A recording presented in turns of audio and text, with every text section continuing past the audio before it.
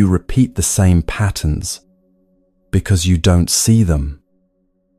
The Buddha spent 6 years learning to see clearly, and what he saw were 10 specific causes of suffering. These aren't beliefs or philosophy. They're observations about how your mind creates pain and how to stop creating it.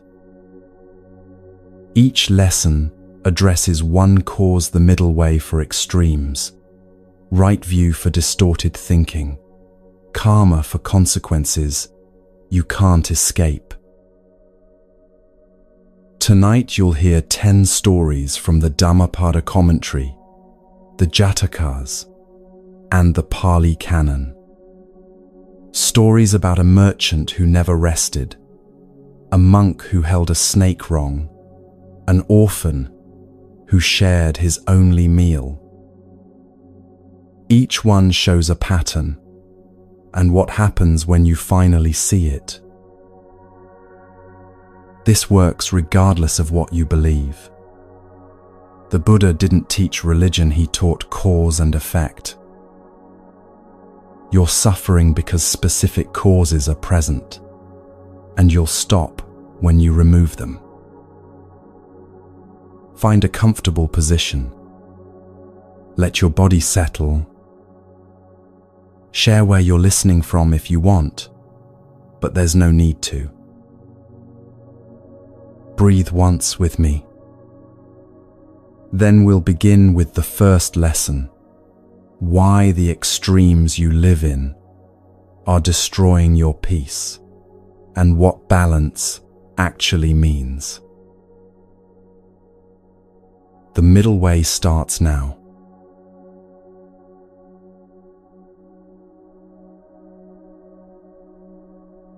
In ancient India, there lived a merchant named Ruhaka who believed rest was theft. While other traders slept, he counted inventory.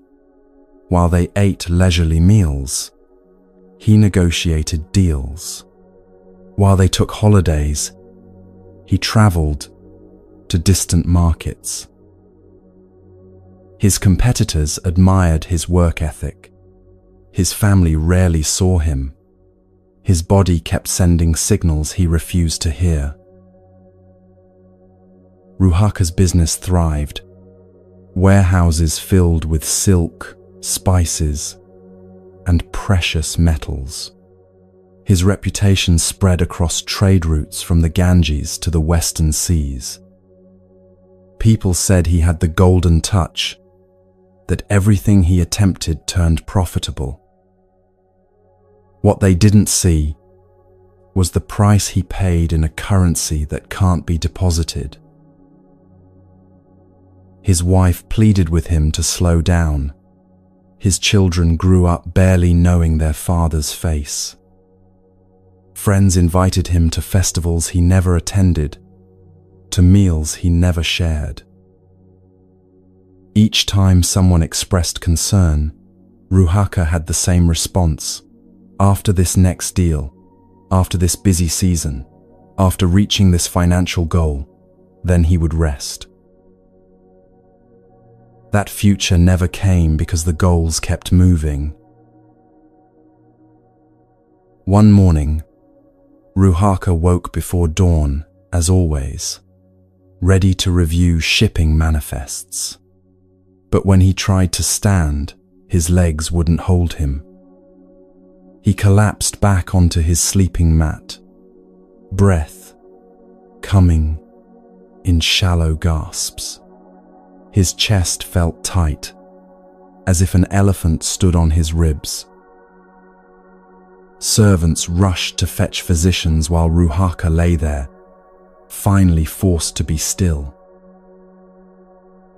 The doctor examined him and delivered a diagnosis that terrified the merchant more than any financial loss. His body was eating itself from the inside. Years of poor sleep, irregular meals, and constant stress had created damage that wealth couldn't repair. The prescription was simple and impossible: stop working or die. For 3 months, Ruhaka had no choice but to rest. He watched from his window as others managed his business. He observed how the sun moved across the sky at a pace he'd never noticed. He heard birds he'd lived near for decades, but never truly heard. And slowly, against everything he believed about himself, he began to heal. During those months of forced stillness, something shifted in how Ruhaka saw the world. He noticed his young son learning to walk, falling and rising without frustration. He watched his wife tend the garden, working steadily but never frantically.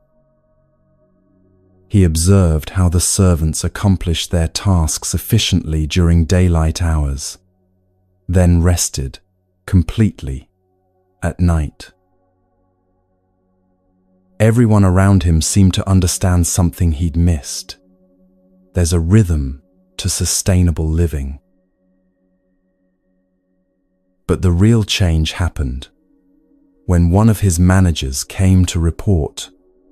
The man looked nervous, clearly afraid to deliver bad news. Ruhaka braced himself for catastrophe. Surely the business had collapsed without his constant oversight.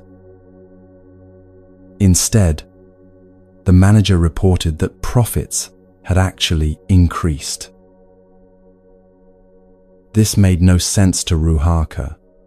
How could the business thrive without him driving it forward every moment? The manager explained, without Ruhaka's constant pressure to close deals immediately, the staff had time to negotiate better terms. Without rushing to distant markets, they discovered opportunities in nearby towns that cost less to reach. Without exhausted decision-making, they made fewer costly mistakes.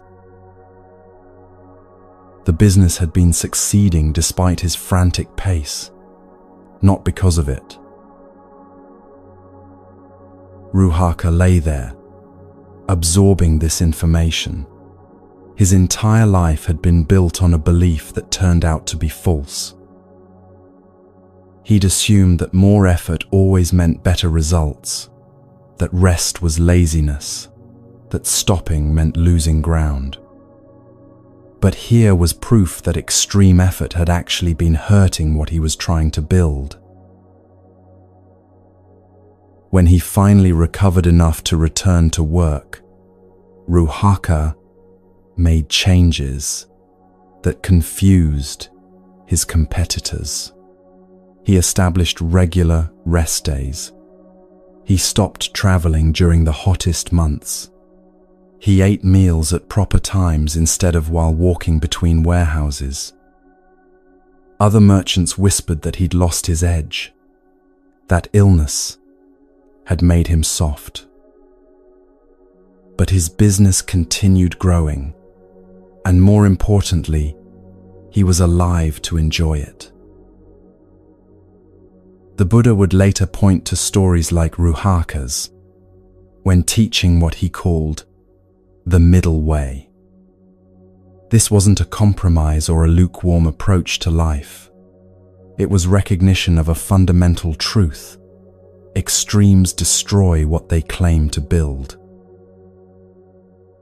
Before his enlightenment, the Buddha himself lived at both extremes. First as a prince with every luxury, where pleasure was pursued until it became empty. Then as an ascetic who starved himself nearly to death, believing suffering would lead to awakening. Neither extreme brought him any closer to understanding. He practiced with such intensity that his skin turned dark, his bones jutted out, His hair fell from his head. Other ascetics revered him as the most dedicated among them. But dedication to the wrong approach doesn't produce right results. He was destroying his body without gaining any insight into the nature of suffering or its end. The breakthrough came when he accepted food from a village woman and stopped torturing his body, not because he gave up, but because he finally saw that the path wasn't found at either pole. It existed in the balance between them, not as a compromise, but as a completely different way of being. This is what Ruhaka discovered in his forced rest. The middle way isn't about doing less work. It's about understanding that sustainable effort outperforms unsustainable intensity every time. A farmer who plants seeds and then waters them doesn't dig them up every hour to check on growth. That checking, that inability to let natural processes unfold, would kill the very thing he's trying to cultivate. Look at your own life right now. Notice the places where you've gone to extremes. Maybe you work until exhaustion sets in, believing that's what dedication looks like. Or perhaps you've swung the other direction, avoiding effort entirely because it feels too demanding. The middle way asks you to examine whether either extreme is actually serving you. This applies to everything. Eating until you're stuffed damages your body, but so does starving it. Sleeping 12 hours a day leaves you groggy, but so does chronic sleep deprivation. Exercising until you injure yourself defeats the purpose, but complete inactivity creates its own harm. The wisdom is in finding the sustainable point between extremes. But here's what makes the middle way difficult. It requires constant adjustment. There's no fixed formula you can follow forever. What's balanced for you at 25 might be extreme at 50. What works during a crisis might not work during calm periods. You have to pay attention to actual results rather than following rigid rules. Ruhaka learned this through feedback from his own body. The chest pains, the collapsed legs, the shallow breathing, these were messages he'd been ignoring for years. His body had been trying to teach him about balance, but he'd been too committed to his extreme approach to listen. Only when he had no choice did he finally hear what had been true all along. You're receiving similar messages right now. Your body knows when you've pushed too hard or not enough. The exhaustion that won't lift, the constant low-grade anxiety, the inability to enjoy things you once loved, these aren't character flaws.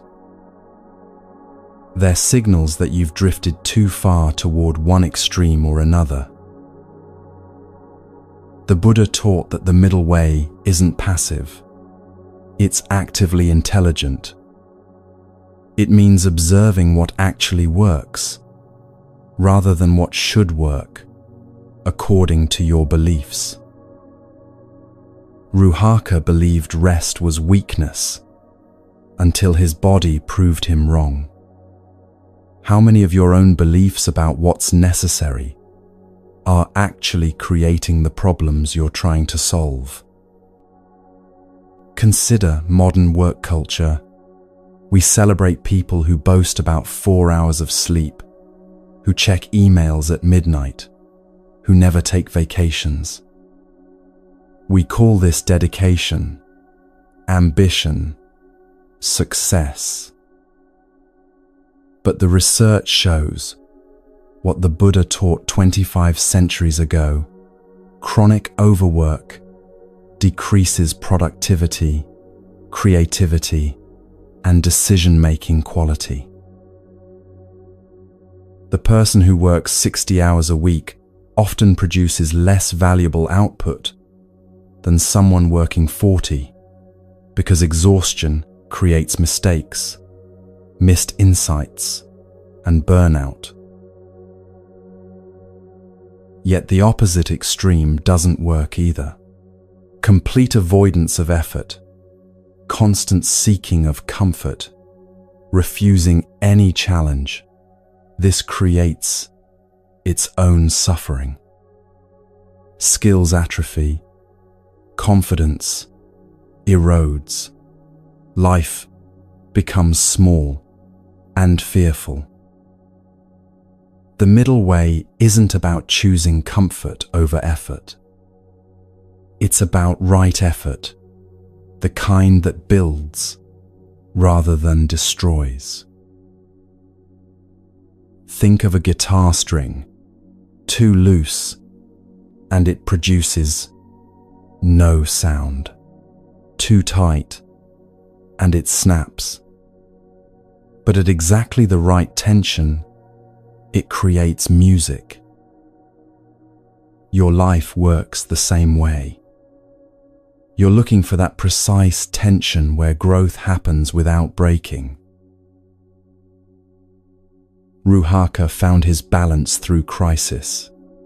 You don't have to wait for collapse to make adjustments. Start noticing the feedback you're already receiving. When do you feel energized versus depleted? When does effort feel productive versus futile? When does rest restore you versus leave you more tired? These signals show you where your personal middle way lives. The teaching here isn't complicated. Extremes create suffering. Balance creates sustainability. But living this truth requires constant awareness, because the pull toward extremes is strong. Your mind likes absolute rules. Always work hard. Never show weakness. More is always better. These rules are easier than the nuanced intelligence the middle way demands. But that intelligence is available to you right now. You already know when you've pushed too hard. You already know when you're avoiding what needs doing. The wisdom isn't mysterious. It's in the feedback your body and life keep giving you. The question is whether you'll listen before the crisis forces you to. Ruhaka's story doesn't end with perfect balance forever after. Life isn't static. There were times he needed to work intensely, and times he needed more rest. The skill he developed wasn't finding one perfect formula. It was learning to adjust constantly based on real conditions, rather than fixed beliefs. This is the middle way the Buddha taught. Not a rigid path between two extremes, but an intelligent responsiveness to what each moment actually requires. Sometimes that means working hard. Sometimes it means stopping completely. The wisdom is in knowing which is needed now. The middle way isn't just about work. It's about how you see reality itself, which brings us to the second lesson the Buddha taught, one that addresses why we suffer even when we think we're seeing clearly.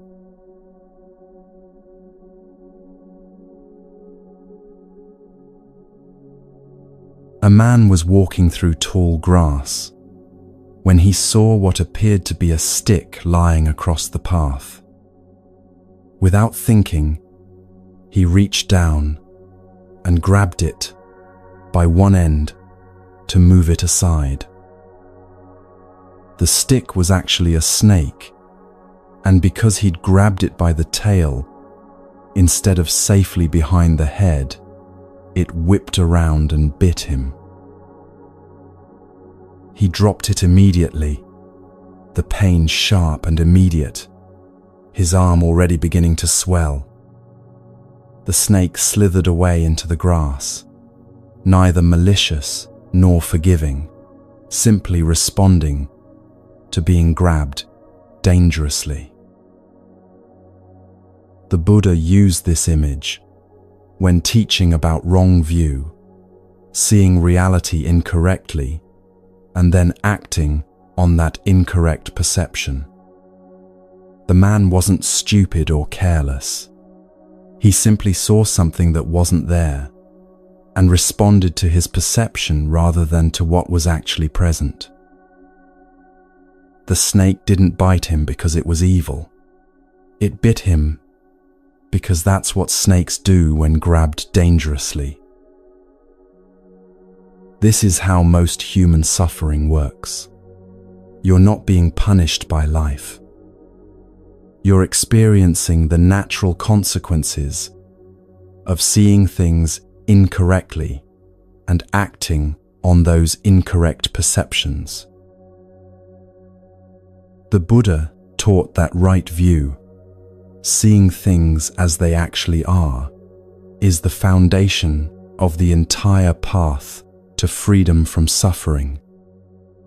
Without it, everything else you try will be like grabbing more snakes by the tail.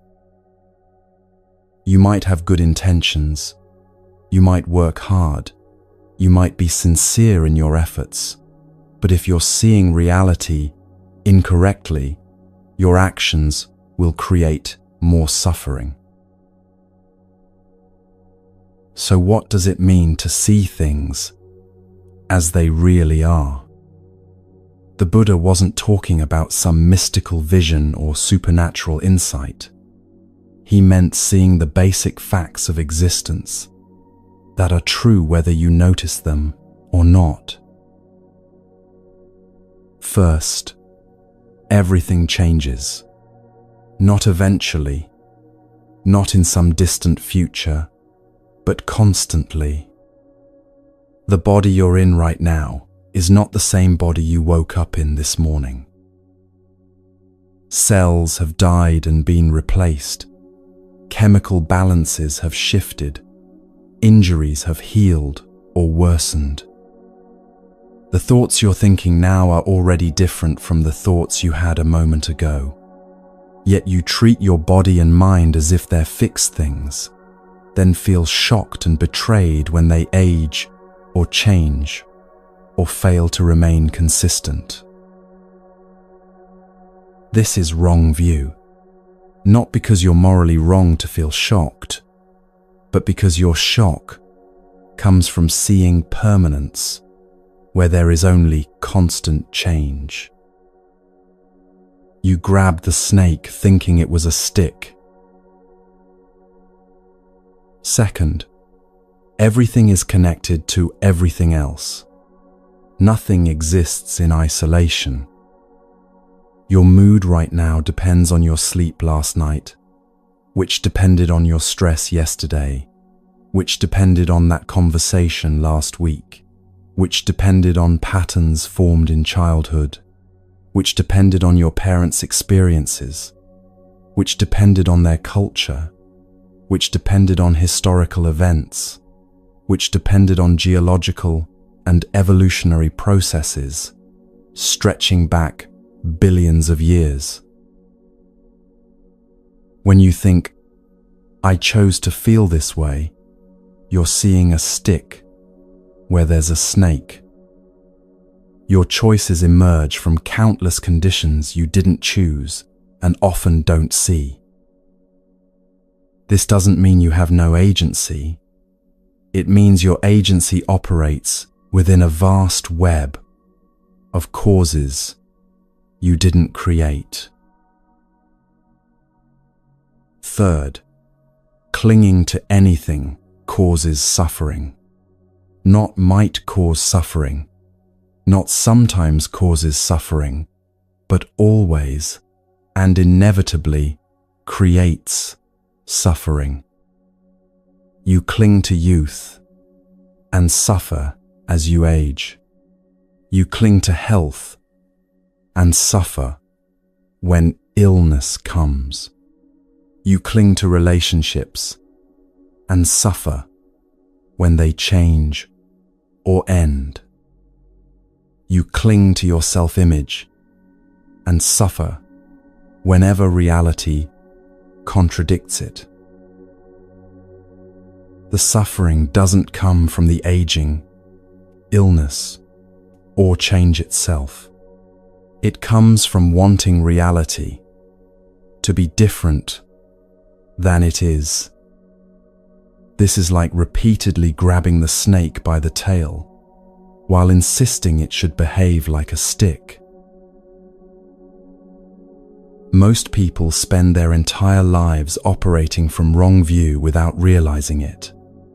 They see sticks everywhere and keep getting bitten by snakes.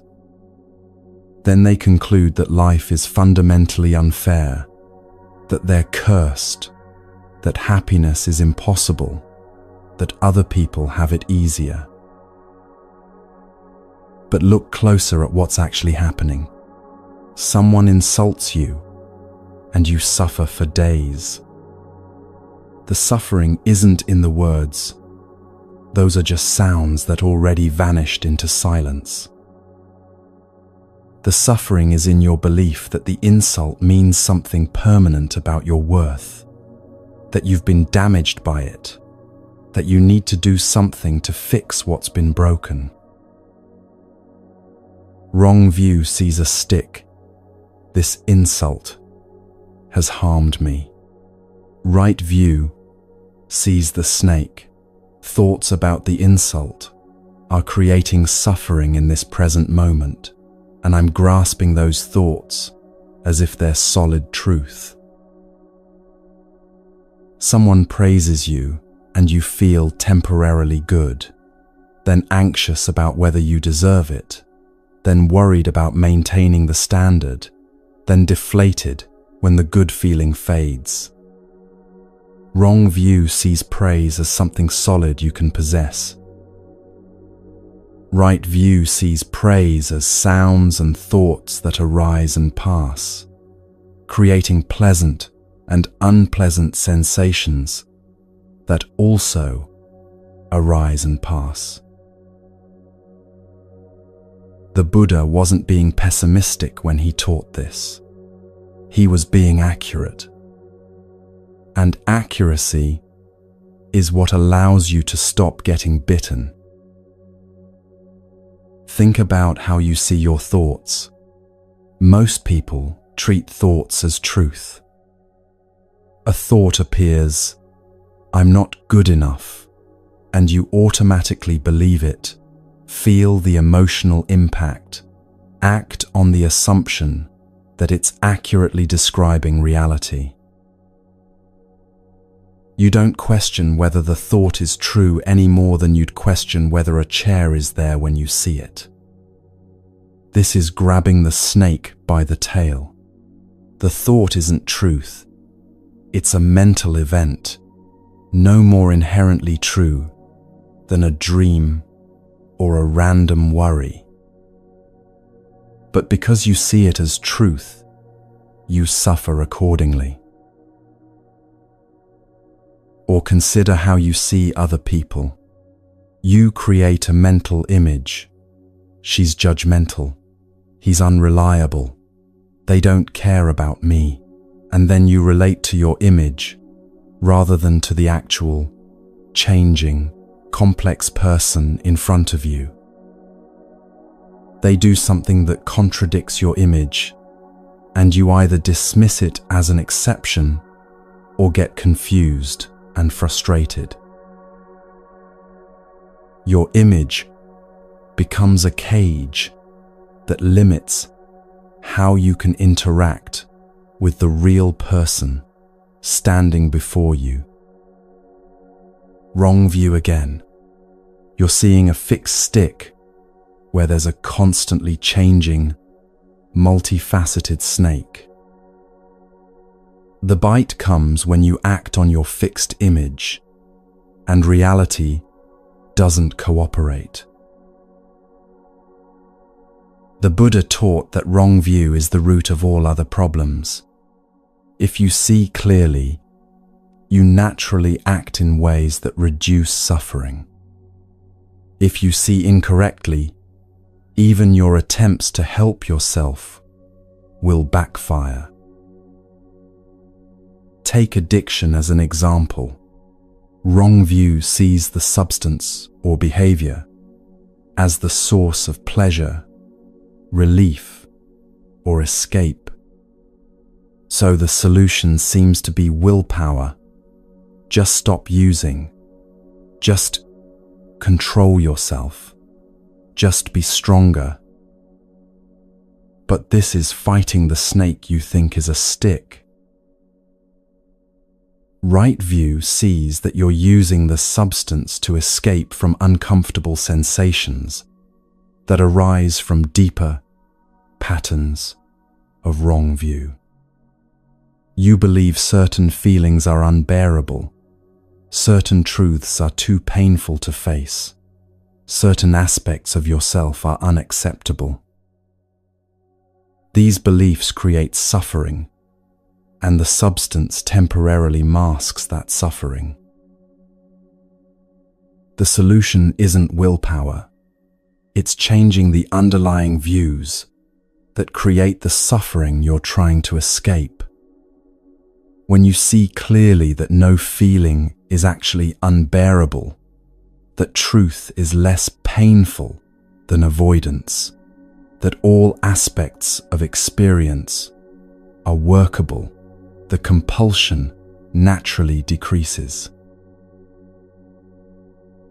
This is what the Buddha meant by right view as the foundation of the path. You can practice meditation, follow precepts, cultivate kindness, but if you're still seeing sticks where there are snakes, you'll keep getting bitten.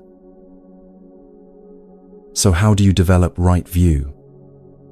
Not by thinking differently or adopting new beliefs, but by observing reality directly until you see what's actually there. Notice impermanence in real time. Watch how your mood shifts from moment to moment. Observe how the sensation you called anger is actually a changing cluster of heat, tension, and racing thoughts. See how the person you're talking to is different now than they were 5 minutes ago. Notice how the breath changes with each inhale and exhale, never exactly the same twice. Don't think about impermanence. See it happening. Notice interconnection directly. Trace backward from your current emotion to what triggered it, to what made you sensitive to that trigger, to what created that sensitivity. Follow forward from your actions to their ripple effects on others, on yourself tomorrow, on the patterns you're reinforcing. See how your words change the person listening, how their response changes you, how the whole interaction emerged from conditions neither of you fully controlled. Don't philosophize about interconnection. Observe the actual web of causes and effects. Notice how clinging feels. Not what you're clinging to, but the actual sensation of grasping, of trying to hold on to something or push something away. Feel the tension in that, the exhaustion, the way it never quite works, because what you're grasping keeps changing or slipping away. This isn't a concept. It's a visceral experience you can learn to recognize. The man who grabbed the snake learned his lesson instantly. The bite was immediate feedback that his perception had been wrong. You're getting similar feedback constantly, but you often don't connect the bite to the wrong perception that caused it. You see the criticism as the problem, rather than your belief that criticism can damage your fundamental worth. You see the other person as the problem, rather than your expectation that they should be different than they are. You see the circumstances as the problem, rather than your resistance to the circumstances. Each bite is trying to teach you where you're still seeing incorrectly.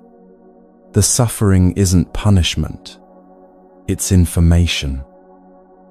It's showing you where you grabbed the snake by the tail. This doesn't mean you caused your suffering through moral failure. It means you're experiencing the natural consequence of wrong view, just as the man experienced the natural consequence of seeing a stick where there was a snake. He didn't deserve the bite. He simply got bitten because that's what happens when you misperceive snakes. The Buddha's teaching isn't about blame. It's about accuracy. See things as they actually are, and suffering decreases. Continue seeing them incorrectly, and suffering continues. Right view changes everything because it changes the foundation from which you act. When you see clearly that your worth isn't dependent on others' opinions, criticism loses its power to devastate you. When you see clearly that clinging creates suffering, you naturally hold things more lightly. When you see clearly that everything changes, you stop being shocked by change and start working with it. This seeing isn't a one-time event. You don't suddenly see perfectly and then you're done. It's a gradual clearing, like fog lifting slowly from a landscape. First you see the outlines, then more details, then finer distinctions. Each layer of clearer seeing reduces suffering and increases your ability to see even more clearly. The man with the snake learned to look more carefully at sticks before grabbing them. You can learn to look more carefully at your perceptions before treating them as truth. Is this thought actually accurate, or is it a habitual pattern? Is this person actually how I'm seeing them, or am I relating to my mental image? Is this feeling actually unbearable, or is it just uncomfortable? These questions help you see the snake before you grab it by the tail. Seeing clearly changes everything. But what about the actions we take based on what we see? That's where the third lesson becomes crucial. Understanding how your actions shape your future in ways you can't escape.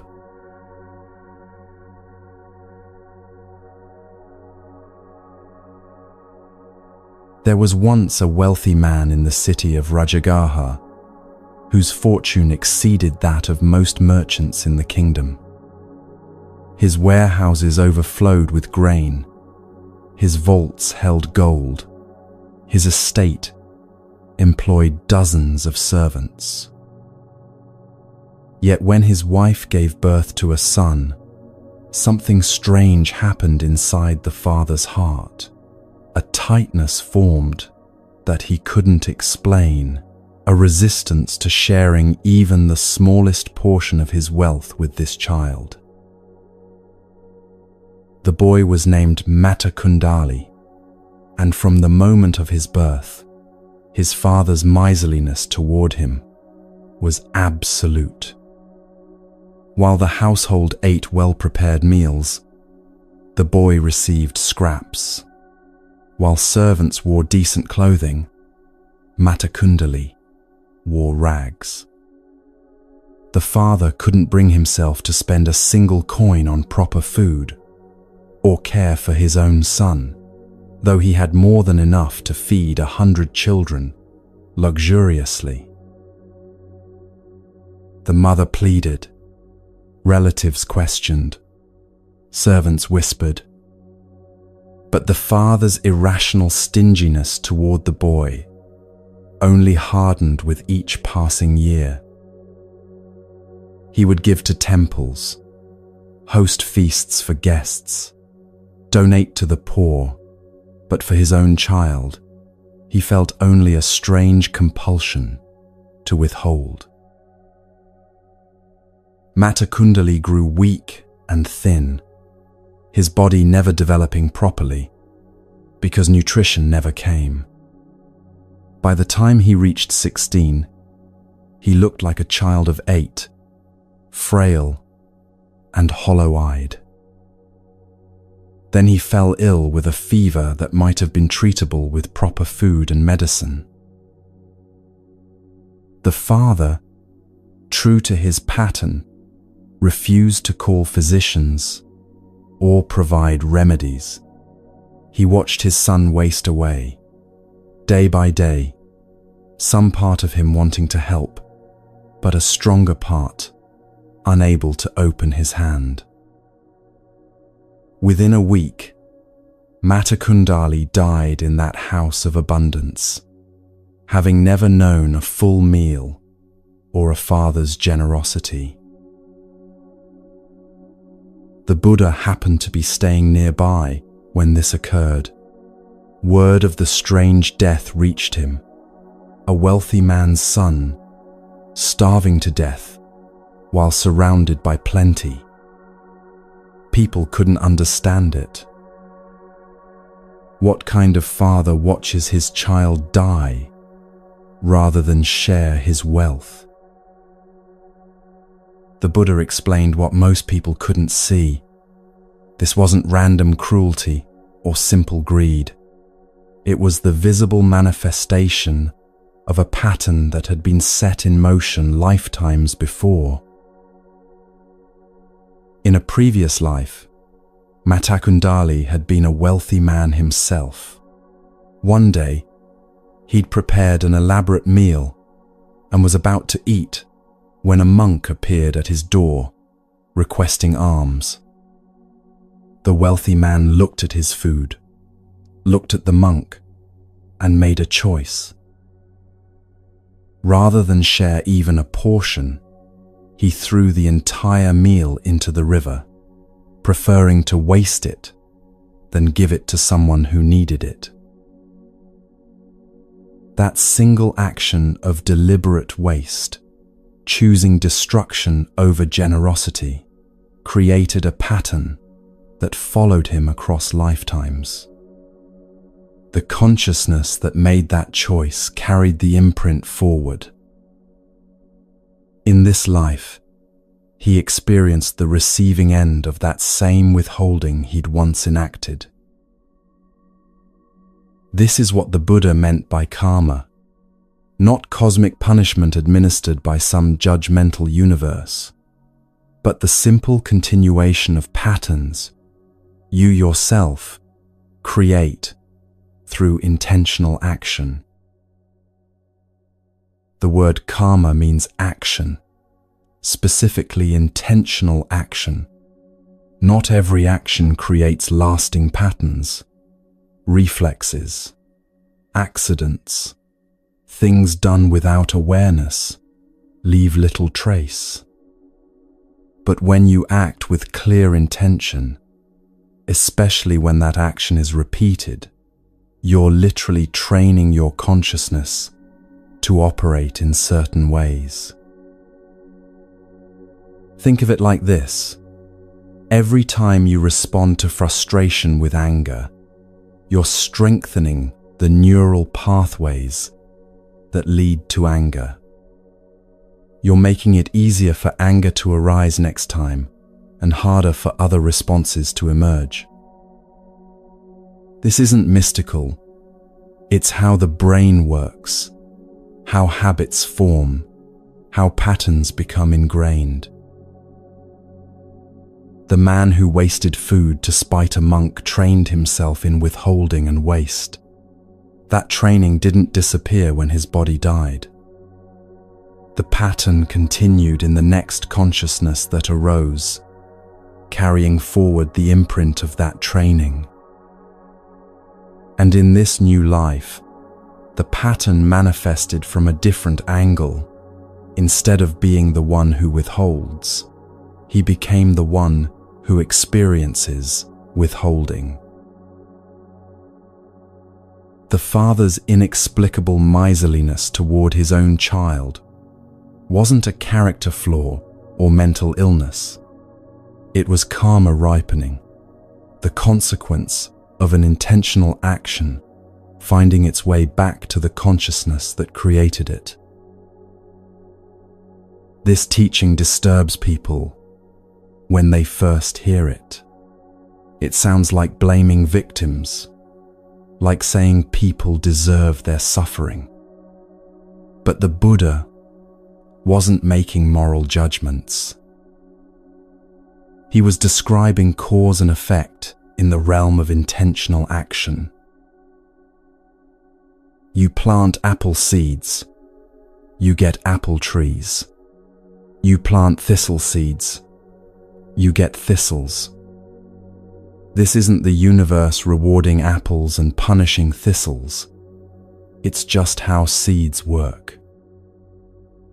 Intentional actions are seeds that produce corresponding results. The crucial word is intentional. The man didn't accidentally drop the food in the river. He deliberately chose waste over generosity, spite over kindness.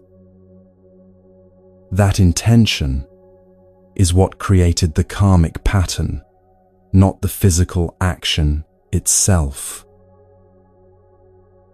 This means you're creating your future right now with every intentional choice you make. Not your circumstances necessarily. You can't karma your way into winning the lottery or avoiding all hardship. But you're shaping how you'll relate to whatever circumstances arise. Every time you choose patience over reactivity, you're making patience more accessible in the future. Every time you choose honesty over deception, even when deception seems easier, you're strengthening the pattern of honesty. Every time you choose generosity over hoarding, you're training consciousness in the direction of openness rather than grasping. The opposite is equally true. Each time you indulge anger, you make anger stronger. Each time you lie to avoid discomfort, you make lying more likely next time. Each time you take what isn't freely given, you deepen the pattern of taking. These aren't abstract, spiritual principles. You can observe this directly in your own life. Notice how certain reactions have become automatic because you've repeated them so many times. Notice how some choices that once required effort now happen without thinking, because you've reinforced them into habits.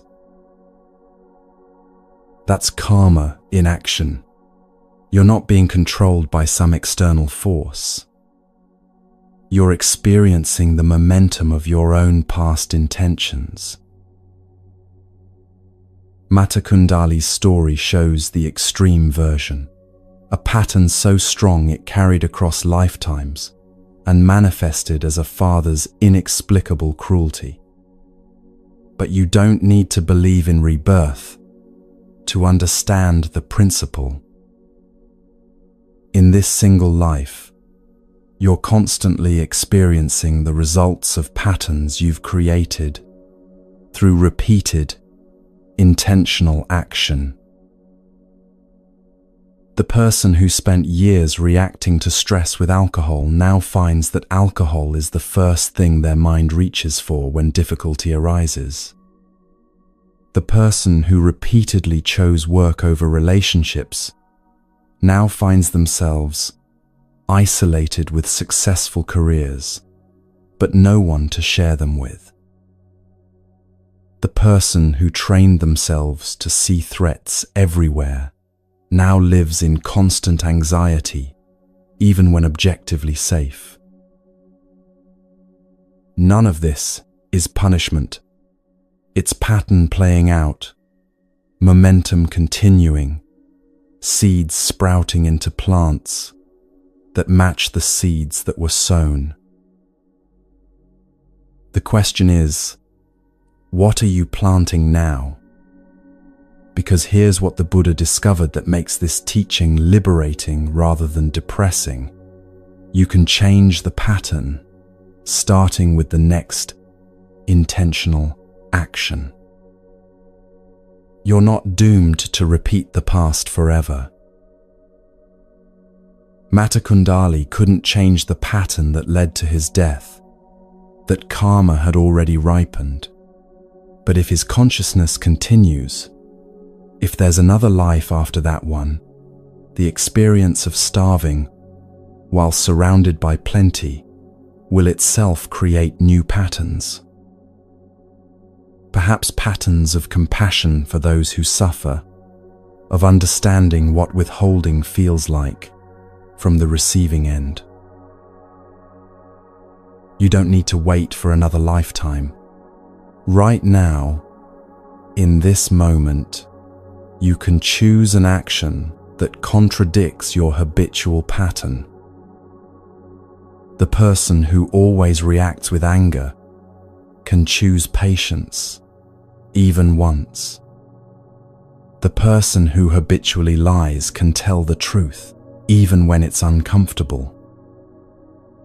The person who hoards can give something away, even something small. That single contrary action doesn't erase the old pattern immediately. The grooves are deep from years of repetition, but it plants a new seed. It creates a tiny bit of momentum in a different direction. And if you repeat that new action, make it intentional, choose it again and again, despite the pull of the old habit, you're creating a new pattern that will eventually become as strong as the old one. This is how transformation actually happens, not through insight alone, not through understanding intellectually, but through intentional action, repeated until it becomes the new default. The Buddha wasn't teaching fatalism when he explained karma. He was teaching responsibility and possibility. You created these patterns through your past actions, which means you can create different patterns through your current actions. Look at your life right now, the difficulties you're facing, the ease in certain areas, the relationships you have, the habits that run you, All of this emerged from past intentional actions, yours and others. You didn't choose your starting point, your genetics, your childhood circumstances, but you've been choosing your responses to those conditions every day since you became capable of choice.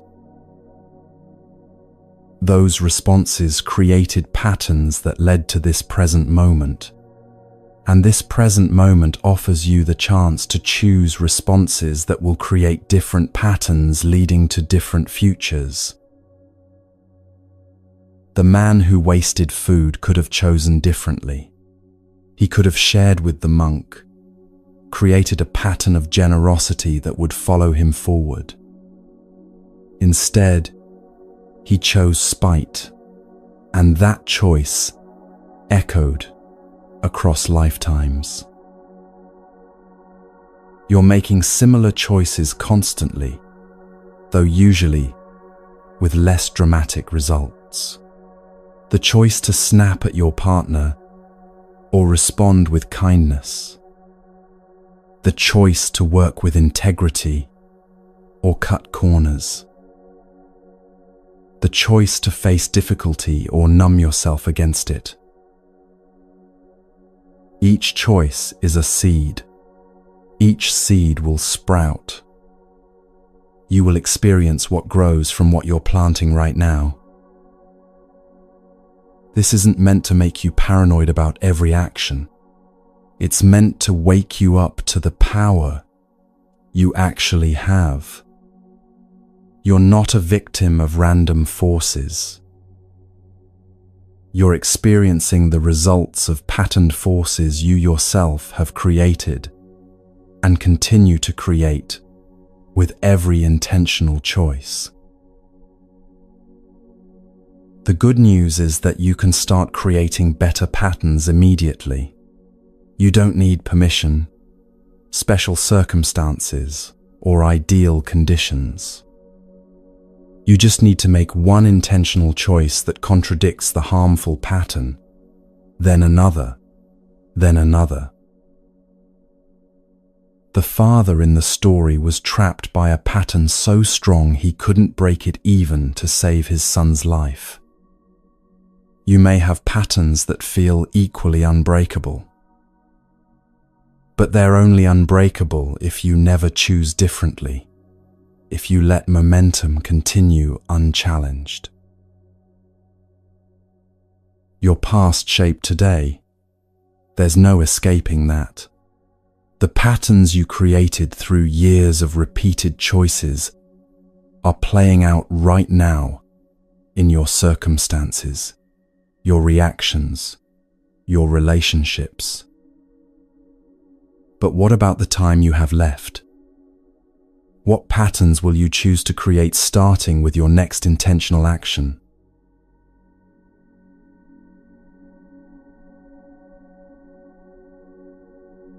Among the Buddha's monks, there was one who stood out for all the wrong reasons. His name was Lakunataka Badia, and he was a dwarf, barely reaching the shoulders of other men. His face was so misshapen that children sometimes cried when they saw him, and his body was twisted in ways that made simple movement difficult.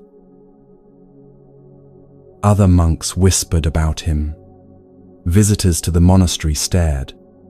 Even those who meant no harm couldn't help but notice how different he looked, how awkward his presence was in gatherings of more typical men. Yet Lakuntataka Badia walked through all of this with something that baffled everyone who encountered him. Pure, unshakable joy. He would wake before dawn and greet the day by saying aloud, "Oh happiness, oh happiness." He said it while sweeping the monastery grounds, while eating his simple meal, while sitting in meditation. Oh happiness,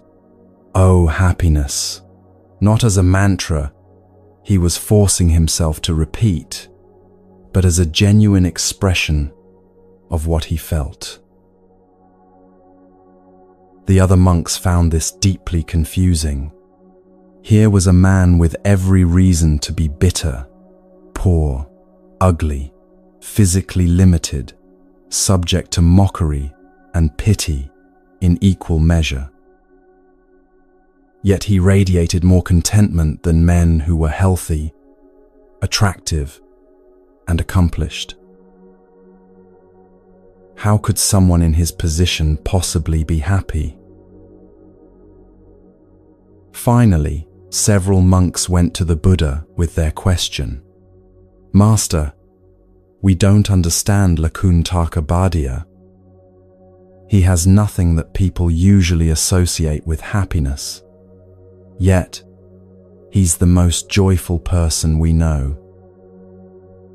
Every day he says, 'Oh happiness,' as if he's living in paradise. What causes this?" The Buddha smiled, recognizing the teaching opportunity in their confusion. "You want to know why Bhadia is happy? Then you need to understand where he's coming from." He explained that in Bhadia's previous life, the man had been a cruel and violent criminal. His actions had led to capture, and he'd been sentenced to execution by torture, a process designed to maximize suffering before death.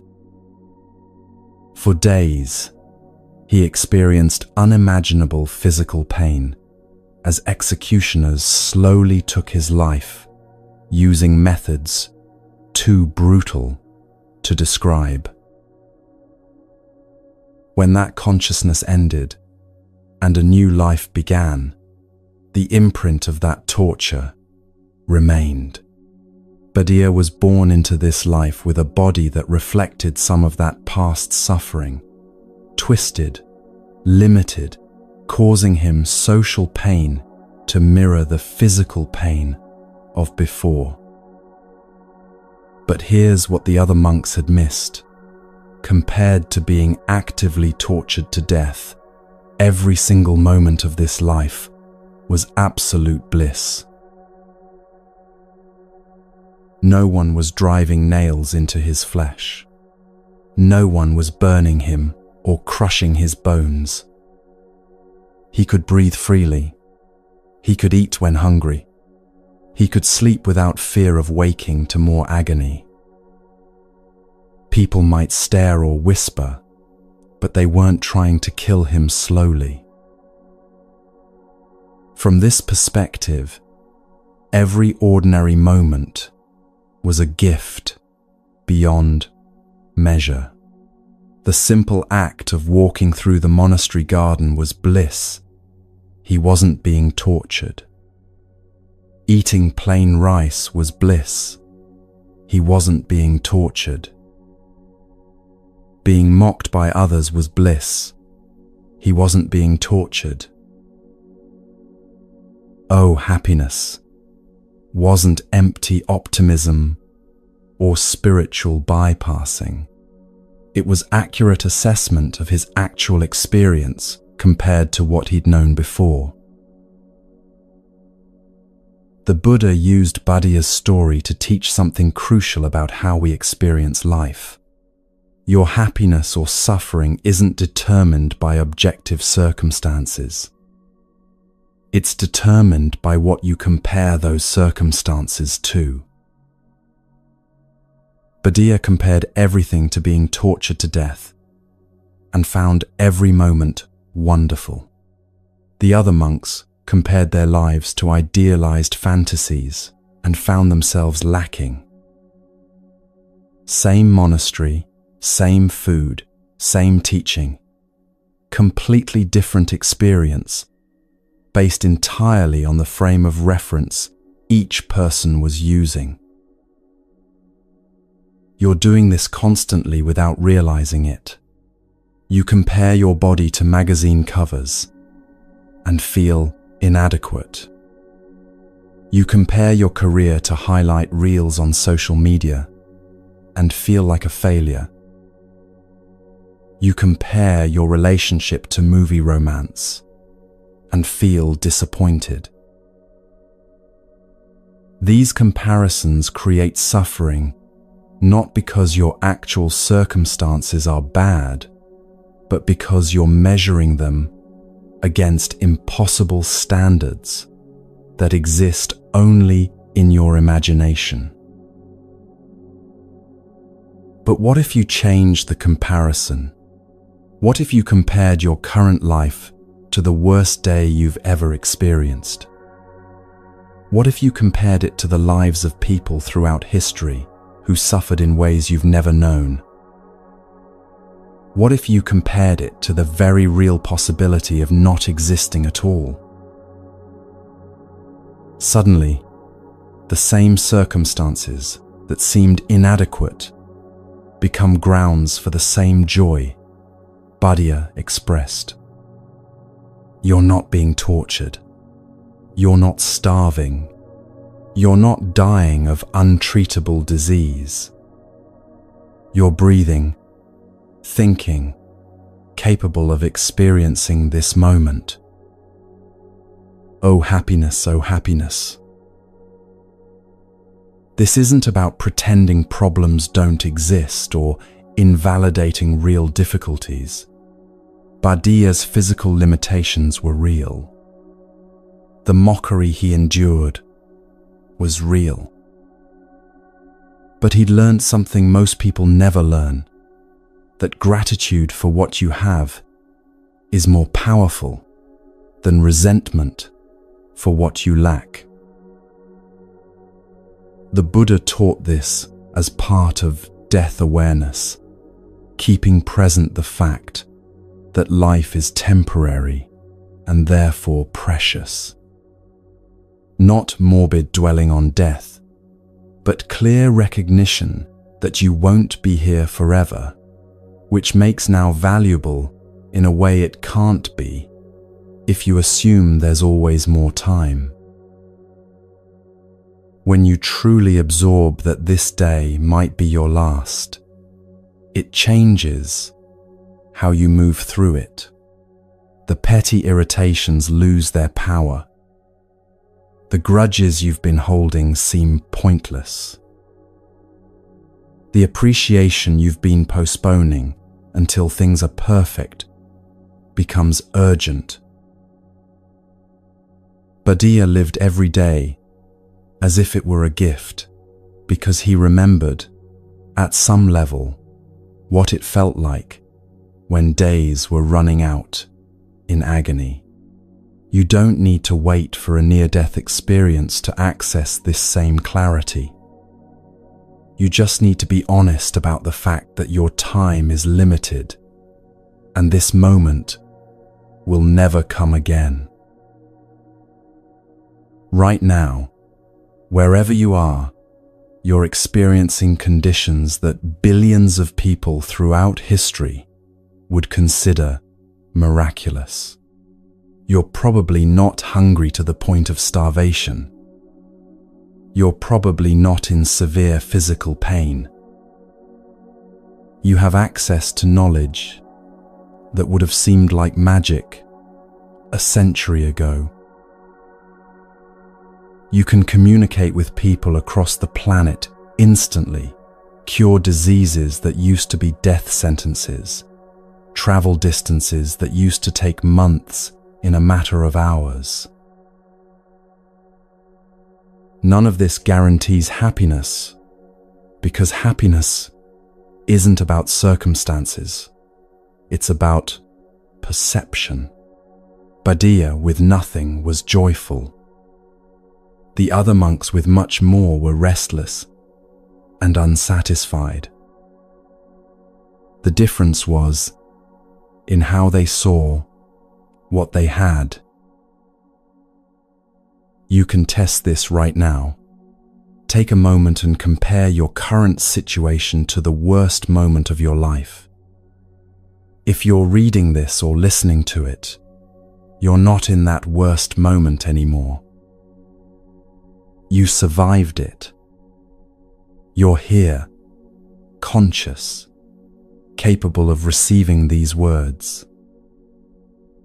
Compared to your worst day, how is this moment? Now compare your situation to someone experiencing extreme suffering right now, someone dying alone, someone being tortured, someone watching their children starve. These aren't hypothetical situations. They're happening to real people as you receive these words. Compared to their experience, how is yours? This isn't meant to make you feel guilty for having it easier. It's meant to wake you up to what you actually have, that you've been treating as insufficient. The comparison isn't about others' suffering.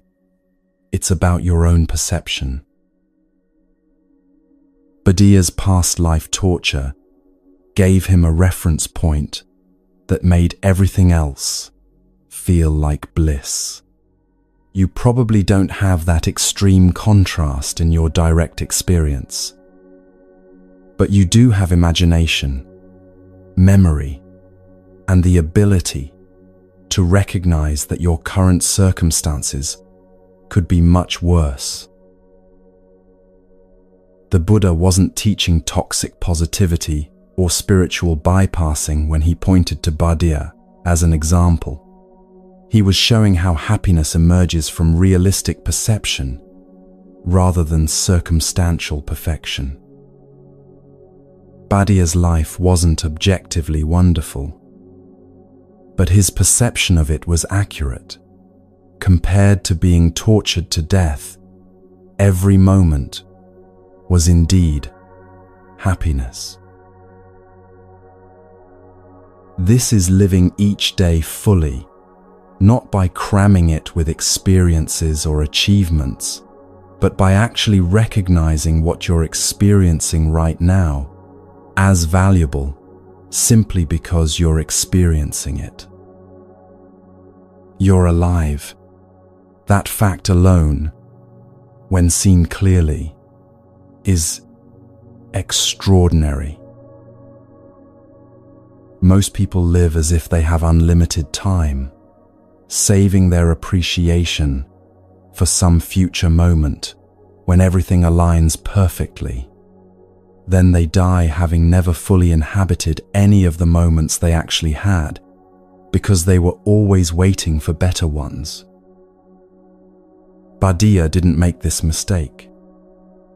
He knew somehow that this moment was all he had, and that was enough. You're making a choice right now about how to see this day. You can compare it to an imagined perfect day and find it lacking. You can compare it to others' curated presentations of their lives and feel inadequate. Or you can compare it to the very real possibility of not having this day at all and find it precious. Buddha chose the third option every single day. Oh, happiness wasn't denial of his difficulties. It was recognition that difficulties are vastly preferable to non-existence or active torture. That recognition didn't change his circumstances, but it completely changed his experience of those circumstances. The teaching here is simple, but not easy. Your experience of life depends more on your frame of reference than on your actual conditions. Change the comparison and you change the experience. Not by lying to yourself about what's true, but by choosing to compare what you have to realistic alternatives rather than impossible fantasies. Death will come for you, not someday in the distant future, soon, by the measure of how time actually feels as you age. Every day that passes is one you'll never get back, one fewer you have remaining. This isn't morbid, it's simply true. Buddha lived with this truth active in his awareness. Each day was precious, not because it was perfect, but because it was finite, and he was experiencing it instead of the torture his previous actions had earned. You don't need a dramatic backstory to access the same awareness. You just need to be honest about impermanence. This moment will end. Today will end. Your life will end. You can resist this truth and suffer from the resistance, or you can accept it and let it show you the value of what you're experiencing right now. Each day is precious, but knowing that intellectually doesn't change how you live. The question is how you actually transform yourself from someone who takes life for granted into someone who meets each moment with Buddha's simple recognition. Oh, happiness, I'm alive and not being tortured.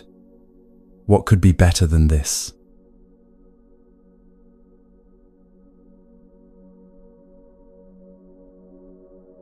There were two brothers who wanted to become monks. The elder brother, Mahapantaka, had a quick mind and sharp memory. Within weeks of joining the monastery, he'd memorized hundreds of verses and grasped complex teachings with ease. His younger brother, Kulapanthaka, was different. Kulapantaka struggled with everything. When teachers gave him a single verse to memorize, he'd repeat it all day and forget it by evening. When they explained a simple concept, it slipped through his mind like water through a sieve. After 4 months of trying, he still couldn't remember even one complete teaching. The other monks grew frustrated. They'd spend hours teaching him the same verse, watching him nod and repeat it back, then seeing him blank completely when asked to recite it the next morning. Finally, Mahapanthaka took his brother aside with painful news. "You're not suited for this life," he said, trying to be kind but firm. "Some people have the mental capacity for these teachings and some don't. You've tried for months and you can't even memorize a single verse. It's better to accept your limitations and return to ordinary life than to embarrass yourself further here." Kulapanthaka sat outside the monastery gates and wept. He knew his brother was right. He was slow, dull, incapable of what came easily to others. But the teachings had touched something in him that his limited mind couldn't explain. He didn't want to leave, even though he was clearly failing. The Buddha happened to pass by and saw the young man crying. When he learned what had happened, he called Kulapanthaka over. "Your brother says you can't learn," the Buddha said. "Is this true?" "Yes, Master," Kulapanthaka admitted, his voice heavy with shame. "I've tried for 4 months, and I still can't remember even one verse. My mind doesn't work like other people's minds." The Buddha looked at him carefully. Can you do one simple thing and keep doing it? I think so, Kulapanthaka said uncertainly. The Buddha handed him a clean white cloth. Sit here and wipe this cloth, he instructed. As you wipe it, say these words: remove dust, remove dust. That's all. Can you do this? Kulapanthaka nodded. It seemed simple enough even for someone as slow as him. So he sat there in the corner of the monastery and wiped the cloth. Remove dust, he said with each stroke. The cloth collected dirt from his hands, from the air, from the surface where he worked. He'd wipe it clean, then it would gather dust again, and he'd wipe it again.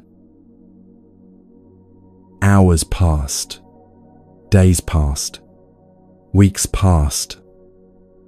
While other monks studied complex philosophy and debated subtle points of doctrine, Kulapanthaka wiped his cloth. Remove dust, remove dust. The other monks walked past him and shook their heads. Here was proof of what they'd said. The boy was so simple that all he could handle was this mindless task. Even Mahapanthaka felt embarrassed by his brother's presence, this constant reminder of intellectual limitation. But something was happening that no one else could see. As Kulapanthaka wiped the cloth day after day, saying the same words thousands of times, his mind began to settle.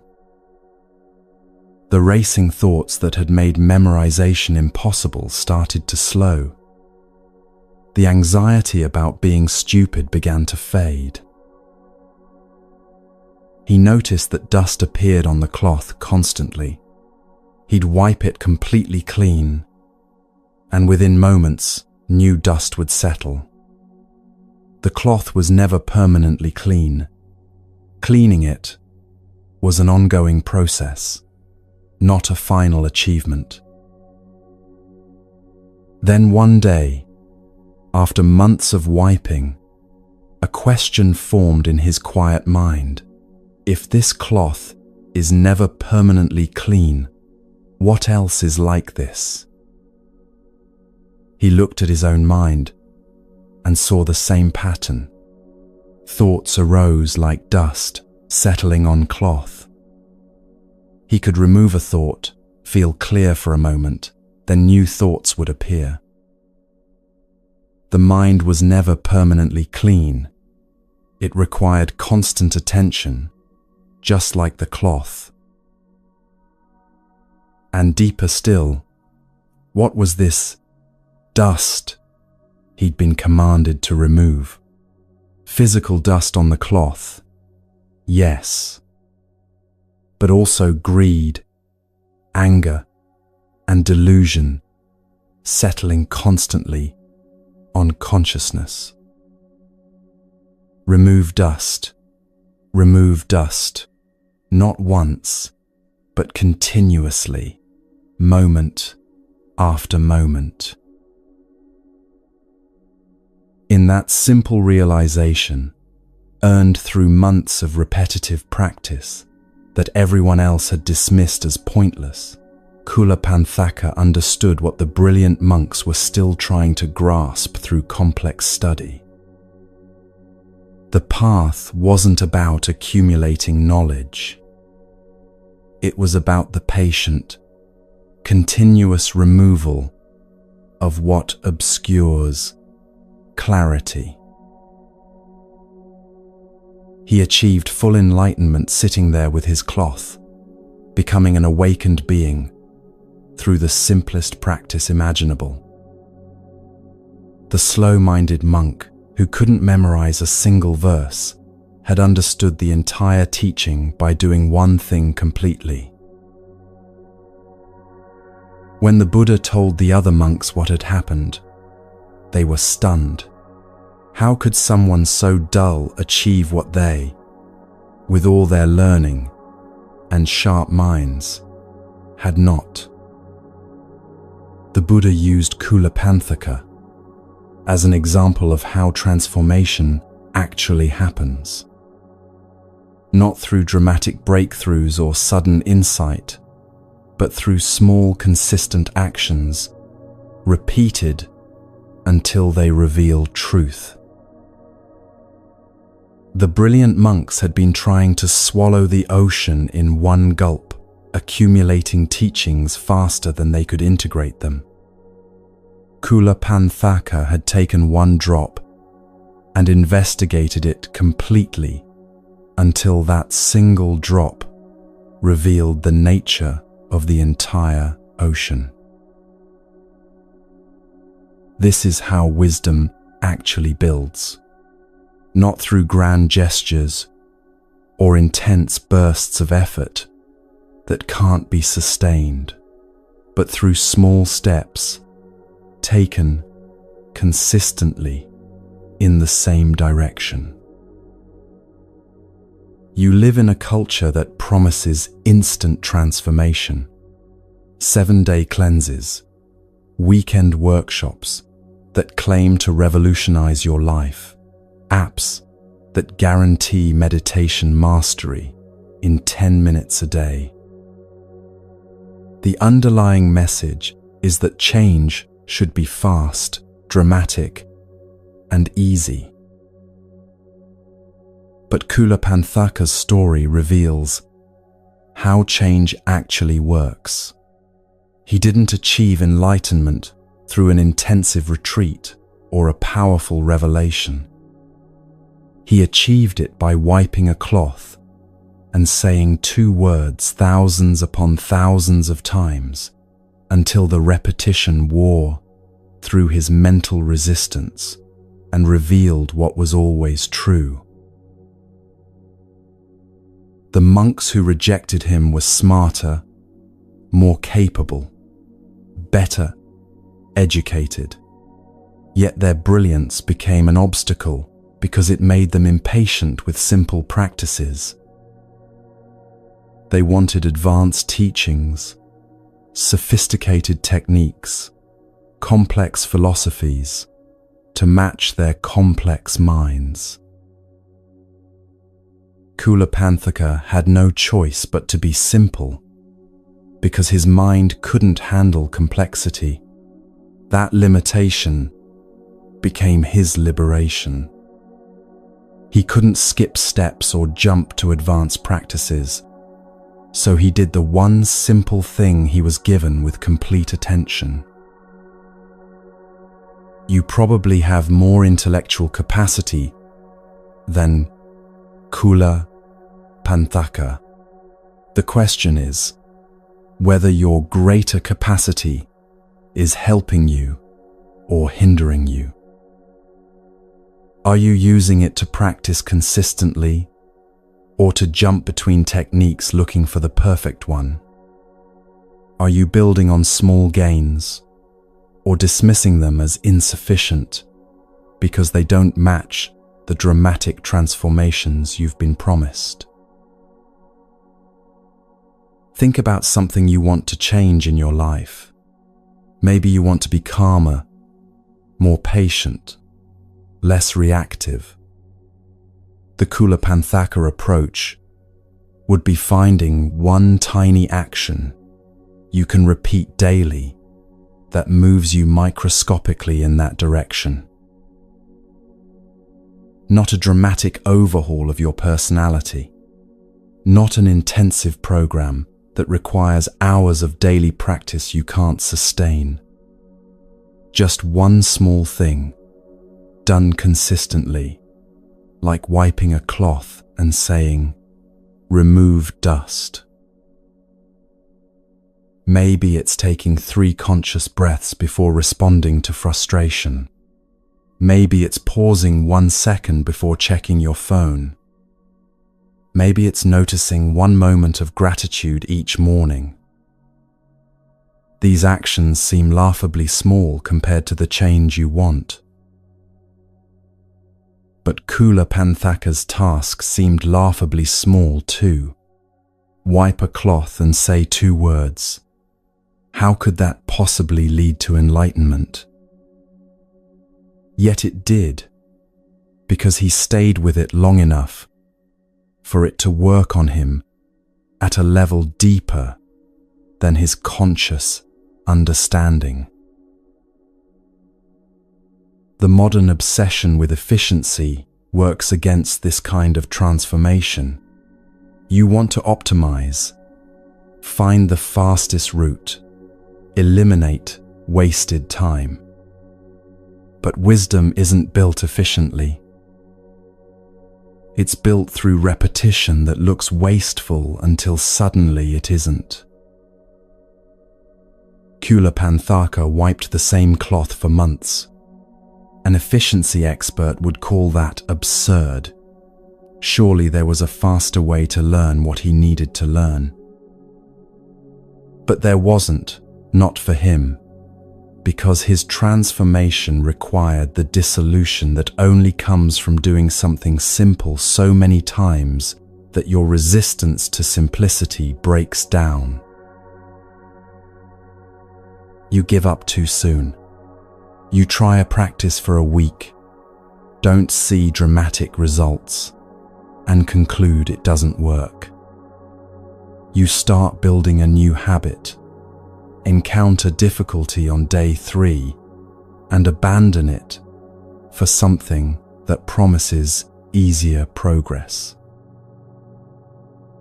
Kula Panthaka would still have been wiping his cloth when you'd already moved on to the next technique. He'd still be saying, remove dust, while you were reading books about more advanced practices.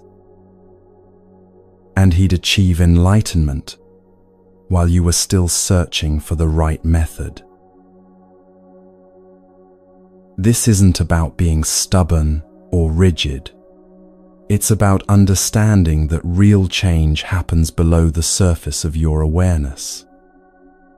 You're doing something simple, seeing no obvious progress, feeling like you're wasting time. But underneath, patterns are shifting, resistances are wearing down, insights are forming that will eventually surface as transformation. The Buddha gave Kula Panthaka exactly what he needed, not what he wanted, not what seemed impressive, but what would actually work, given his specific capacities and limitations. A simple task he could sustain indefinitely until it revealed its teaching. What's your cloth to wipe?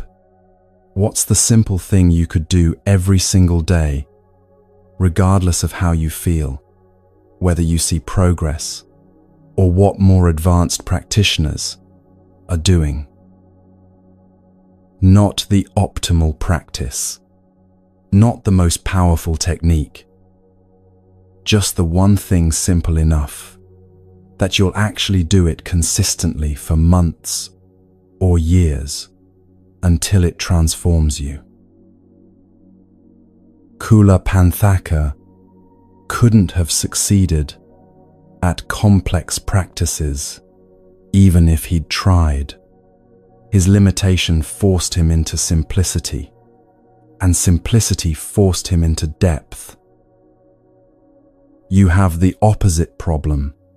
Your capability tempts you into complexity, and complexity keeps you on the surface of many practices instead of in the depth of one.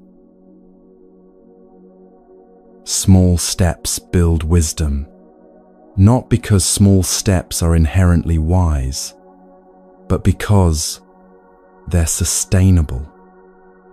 And sustainability over time is what allows compound effects to work. Kulapantaka's first day of wiping the cloth accomplished almost nothing. His 100th day wasn't dramatically different.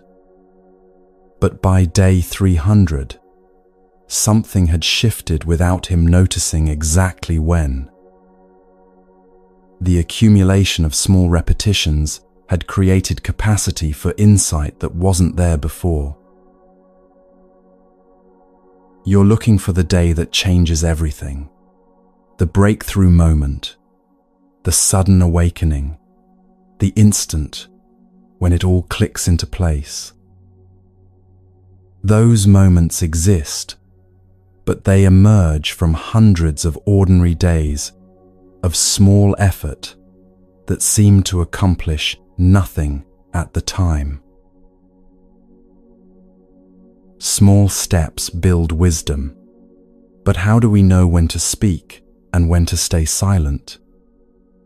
That's the 6th lesson, and it determines whether your wisdom helps or harms.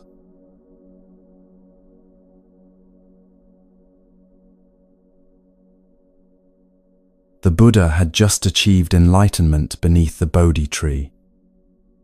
After 49 days of sitting in meditation, he'd broken through to complete understanding of suffering and its end. Now he was walking toward Benares, where he would teach for the first time, and his face carried something that made people turn and stare. On the road, he encountered a wandering ascetic named Upaka. Upaka noticed immediately that this man walking toward him was different from other spiritual seekers he'd met. The Buddha's eyes were clear. His movements had an ease that comes from being completely free of inner conflict. His presence radiated a peace that Upaka had never encountered. Upaka stopped him. "Friend, your face is bright. Your senses seem clear and calm," he said. "Who is your teacher? Whose teachings do you follow?" This was a respectful question in a culture where spiritual authority came from lineage and tradition. You studied under a master, learned their techniques, and passed them on to others. The assumption was that anyone who'd achieved something worthwhile must have received it from someone greater. The Buddha answered directly and honestly. "I have no teacher," he said. "There is no one like me in this world. I am the one who has fully awakened. I have no equal among gods or humans. I am going to the city of Benares to set in motion the wheel of truth, to teach what I've discovered to those who can receive it." He wasn't boasting. He was stating facts about his realization with the same matter-of-fact clarity you'd use to describe the weather. This was a moment of incredible opportunity. Upaka was standing in front of the first, fully enlightened being in generations, receiving a direct invitation to learn what had just been discovered. Upaka looked at him for a moment. Then he said, "Maybe so, friend," shrugged, and walked past him down the road. Maybe so. 2 words that dismissed the most important encounter of Upaka's entire life. He'd asked a question, received an answer that should have stopped him in his tracks, and instead, he essentially said, "Whatever," and kept walking. The tragedy isn't that Upaka rejected the Buddha's teaching after careful consideration. The tragedy is that he didn't actually listen to what was being offered. His mind had already decided what kind of answer was acceptable. Something about a famous teacher, a recognized lineage, credentials he could verify. When the Buddha's answer didn't fit that predetermined framework, Upaka dismissed it without actually hearing what was being said. This is what most people do most of the time. They ask questions, but they're not actually seeking answers. They're seeking confirmation of what they already believe, validation of their existing framework, permission to continue thinking exactly as they've been thinking. When someone says something that doesn't fit, the immediate response is, "Maybe so," a polite dismissal that allows you to move on without the discomfort of actually considering whether you might be wrong about something important. The Buddha didn't chase after Upaka. He didn't try to convince him or prove his realization. He'd spoken truthfully when asked a direct question, and Upaka's response showed he wasn't ready to receive the teaching. So the Buddha continued to Benares and found students who could actually listen. This story teaches two connected lessons about speech and listening. First, speak truthfully, even when the truth won't be welcomed. Second, listen with the willingness to be changed by what you hear. The Buddha could have lied to Upaka, could have invented a prestigious teacher to make his claims more acceptable, could have softened his words to avoid seeming arrogant. Instead, he spoke plain truth. "I have no teacher. I discovered this myself. What I found is complete." The words were accurate, spoken at the right time in response to a direct question, and delivered without hostility or pride. That's what the Buddha meant by right speech.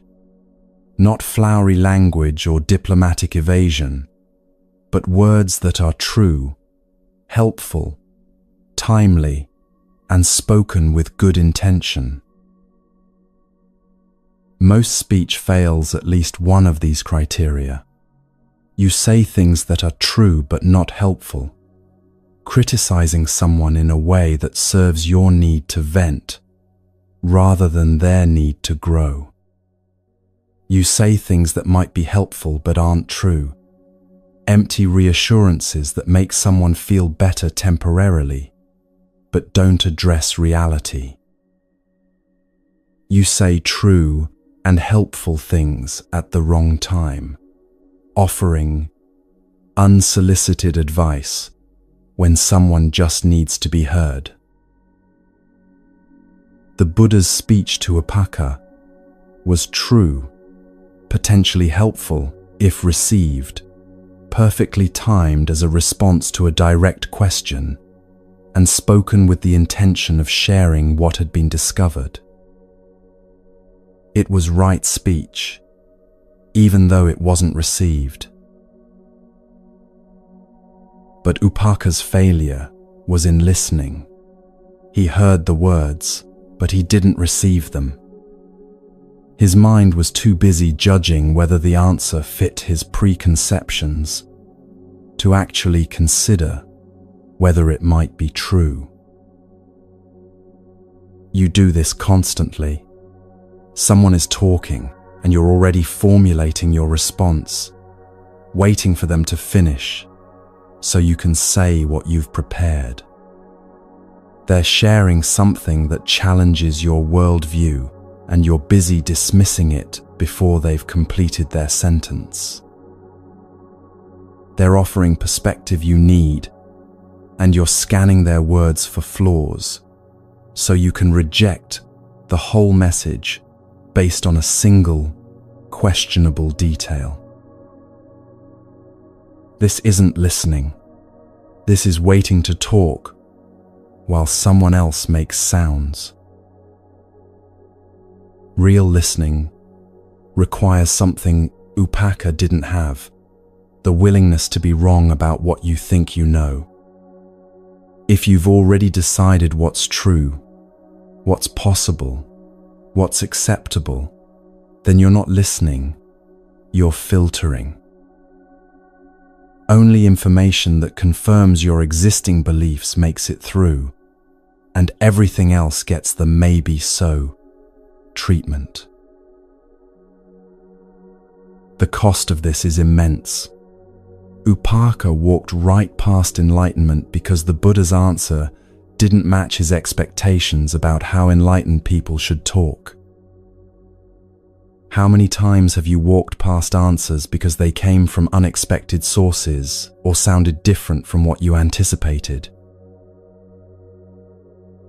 Maybe it was advice from someone younger than you that you dismissed because what could they possibly know that you don't? Maybe it was insight from someone you'd categorized as less intelligent, less educated, less successful. Maybe it was truth spoken by someone you'd already decided was wrong about everything.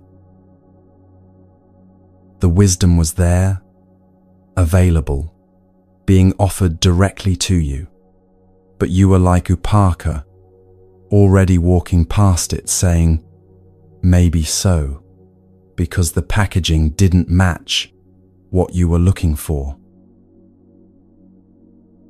Right speech matters because it determines whether truth can be transmitted.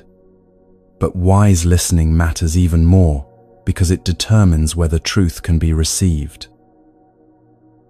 The Buddha spoke perfectly to Upaka, and it accomplished nothing because Upaka wasn't actually listening. Think about conversations you've had recently. Were you truly listening, or were you waiting to talk? When someone said something that contradicted your existing beliefs, did you actually consider whether they might be right, or did you immediately start marshalling counter-arguments? When someone offered a perspective you hadn't considered, did you receive it with genuine curiosity, or did you dismiss it to maintain your current understanding? The Buddha taught that right speech has 4 qualities. It's truthful, it's beneficial, it's timely, and it's spoken kindly. But he also taught that even perfect speech is useless if no one can hear it. Upaka asked the right question. He recognized that something unusual was present in the Buddha. He made the effort to stop and inquire. But when the answer came in a form he didn't expect, he couldn't receive it. His filters were set to accept only certain kinds of responses, and the truth didn't match the filter settings. You have similar filters operating right now.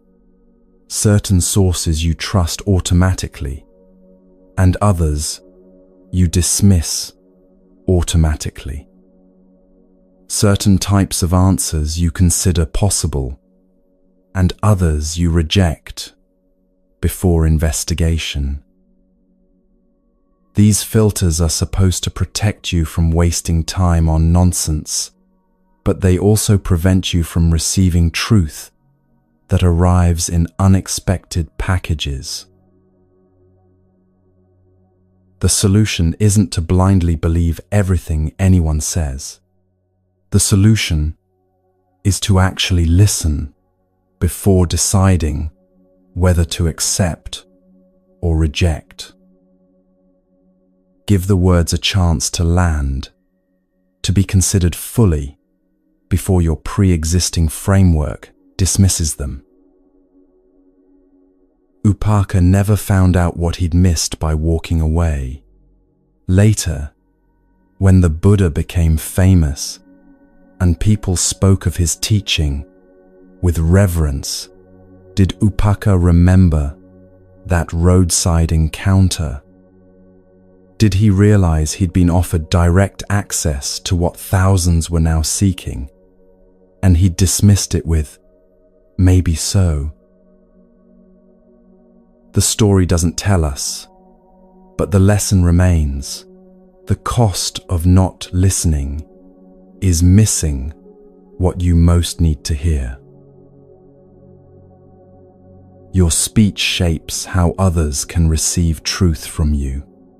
Your listening shapes how you can receive truth from others. Both matter equally in the transmission of wisdom. The Buddha spoke clearly to Upaka.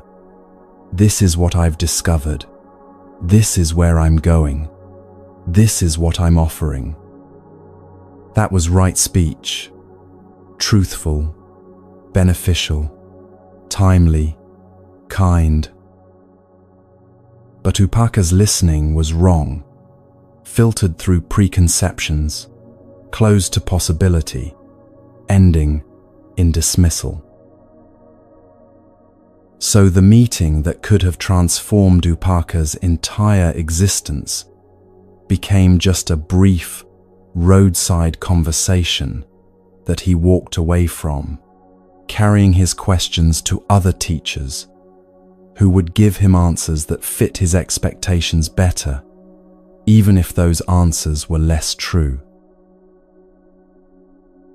You're in conversations every day where something real is trying to reach you. Maybe it's buried in clumsy words from someone who doesn't communicate well. Maybe it's coming from a source you've categorized as unreliable. Maybe it's arriving in a form that challenges beliefs you've held for years. Will you hear it? Or will you, maybe so, your way past it, like Upaka walked past the Buddha? Right speech means speaking truth at the right time for the right reasons. Wise listening means receiving what's spoken without letting your filters reject it before you've actually heard it. Both are necessary for wisdom to move from one mind to another. Speaking wisely matters. But what about when others attack us with their words? When speech comes not as teaching, but as assault? That's when the seventh lesson becomes essential. Learning to meet hatred with something it can't destroy.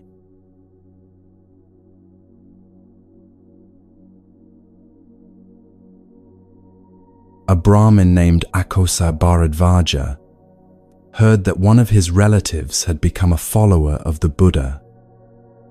This news infuriated him. In his mind, the Buddha was a fraud who seduced people away from proper religious practice, a wanderer with no real authority who convinced gullible people to abandon their traditions and families. Akosa decided to confront this so-called teacher directly. He found the Buddha sitting calmly beneath a tree and immediately unleashed a torrent of verbal abuse that would have devastated most people. He called the Buddha a fool, a fake, a corrupter of good families, a shameless beggar who contributed nothing to society. He questioned the Buddha's lineage, his teaching, his right to speak on spiritual matters. The insults were personal, vicious, designed to wound and humiliate. The Buddha sat quietly and listened until Akosa ran out of words. Then In the silence that followed the storm of abuse, the Buddha asked a simple question. Tell me, Brahmin, do you sometimes have guests visit your home? Akosa was confused by this shift but answered, yes, sometimes. And when guests visit, do you offer them food? Yes, of course, Akosa said, still not understanding where this was going. And what happens if you offer them food but they don't accept it? The Buddha asked. What happens to the food if your guests decline to eat it? Akosa frowned. Then it remains mine, obviously. If they don't take it, it still belongs to me. The Buddha nodded. Just so, Brahmin. You have come here and offered me insults, abuse, and hatred. But I do not accept them. Therefore they remain yours. You are the one who must carry them home. You are the one who will sleep with them tonight. They belong entirely to you because I have not taken possession of them. There was a long silence as Akosa absorbed this. He'd come to wound the Buddha and instead found himself holding a mirror to his own anger. The Buddha wasn't damaged by the insults because he simply hadn't accepted them as truth about himself. They were just sounds Akosa had made, and the Buddha had let them pass by like wind through trees. Then the Buddha continued, his voice still calm, still kind, despite everything Akosa had just said. When you abuse and insult someone who does not return abuse for abuse, that abuse returns to you like dust thrown against the wind. You cannot hurt someone who refuses to be hurt, but you certainly hurt yourself in the attempt. Something broke open in Akosa's chest. He'd come expecting a fight, hoping to prove the Buddha was as petty and defensive as anyone else when attacked. Instead, he'd encountered something he'd never experienced, genuine compassion in the face of genuine hatred. The Buddha wasn't pretending to be unaffected or suppressing anger. He actually felt no anger, no need to defend himself, no desire to hurt back. Akosa sat down heavily. "Teach me," he said quietly. "Teach me how to be like this." The Buddha's response teaches something crucial about how to handle attacks, whether they come from ancient Brahmins or modern internet comments, from family members or workplace enemies. The teaching isn't about being passive or allowing abuse to continue. It's about understanding that hatred can only harm you if you accept it, internalize it, and let it determine how you see yourself. When someone insults you, they're making an offer. They're offering you their judgment, their anger, their assessment of your worth. You can accept that offer, take it in, believe it, carry it with you, let it shape how you feel about yourself. Or you can decline it, the way you decline food you didn't want, and let it remain theirs. Most people accept every insult automatically. Someone says you're stupid. and you immediately feel stupid. Someone says you're worthless, and you start questioning your value. Someone says you're failing, and you begin to believe you're a failure. You take the poisoned food they're offering and swallow it without questioning whether it's actually true or nutritious. The Buddha's teaching points to a different possibility. You can hear the words without accepting them as truth. You can recognize that someone is angry, that they're trying to hurt you, that they're offering you their pain dressed up as statements about who you are, and you can choose not to take possession of any of it. This isn't about developing thick skin or learning not to care. It's about seeing clearly what's actually happening in moments of attack.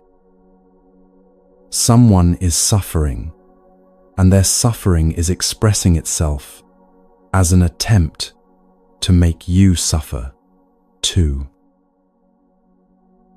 When you see this clearly, compassion becomes possible even toward the person attacking you. Akosa was suffering when he came to insult the Buddha. He was angry about his relative's choice, threatened by teaching he didn't understand, afraid of changes happening in his world. That suffering came out as vicious personal attacks. But the attacks were never really about the Buddha. They were about Akosa's internal state, finding an external target. When you're attacked online by a stranger who calls you names, the attack isn't about you. They don't know you. They're projecting their pain, insecurity, or anger onto whatever target presents itself. You just happen to be available. If you take it personally, if you accept their assessment as meaningful information about who you are, you're accepting food from someone who's trying to poison you. When you're attacked at work by someone who undermines you or questions your competence, the same principle applies. Often these attacks come from people who feel threatened, insecure, or in competition for resources. The attack is about their internal state, not about your actual worth or capability. You can defend yourself practically, set boundaries, document interactions, protect your position without accepting their judgment of you as truth. When family members attack you with criticism disguised as concern, with judgments wrapped in, "I'm only saying this because I love you," you're being offered poison, labeled as medicine. They may genuinely believe they're helping, but that doesn't mean you have to swallow what they're serving. You can love them, maintain relationship with them, and still decline to accept their assessment of your life choices as binding truth. This is where compassion becomes radical. The Buddha didn't just refuse Akosa's insults. He felt genuine care for the man who was attacking him. He saw Akosa's suffering and responded to that rather than to the surface level of abuse. He offered teaching instead of retaliation, understanding instead of defense. Most people think compassion means being nice, speaking softly, avoiding conflict. But the Buddha's compassion was fierce and clear. He didn't pretend the insults weren't happening, or reassure Akosa that it was okay to attack him. He pointed directly at what was true. These insults belong to you, not to me, and you're the one who will suffer from carrying them. That's compassionate because it's honest. It gives Akosa a chance to see what he's actually doing to himself, which is the only way he can stop doing it. Compassion isn't letting people abuse you without consequence. It's seeing their suffering clearly enough that you don't respond to their attack with your own attack, which would just create more suffering for everyone. You can set boundaries, remove yourself from harmful situations, protect yourself from repeated attacks, all while maintaining compassion for the person who's attacking you. Think about someone who's attacked you recently. Maybe it was harsh words, maybe betrayal, maybe deliberate cruelty.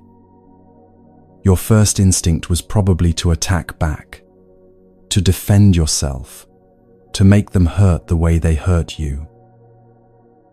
That instinct is natural and human, but it's also what keeps cycles of harm spinning endlessly.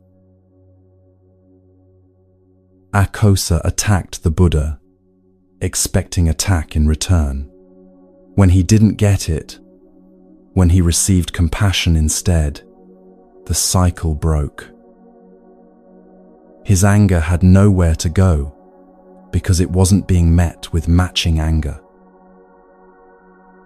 He was left holding his hatred with no one to give it to, which made him finally see it clearly and recognize he didn't want to carry it anymore. You can do this, not by being superhuman or transcending normal emotions, but by seeing clearly what's happening when someone offers you hatred. They're in pain, and they're trying to share that pain by making you hurt too. If you accept their offering, if you believe their insults, internalize their judgment, let their attack determine your worth, they succeed in sharing their suffering with you.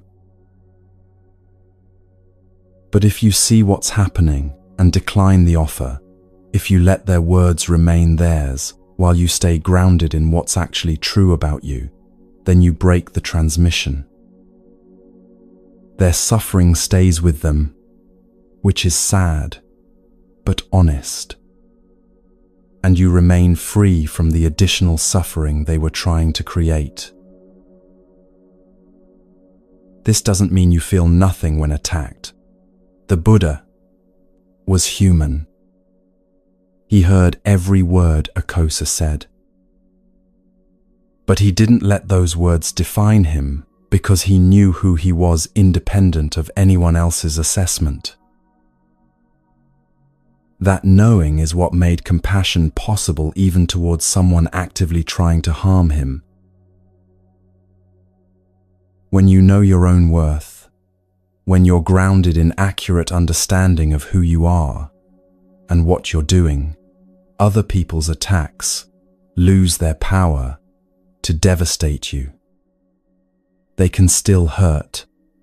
Words can always hurt, but they can't destroy your fundamental sense of self.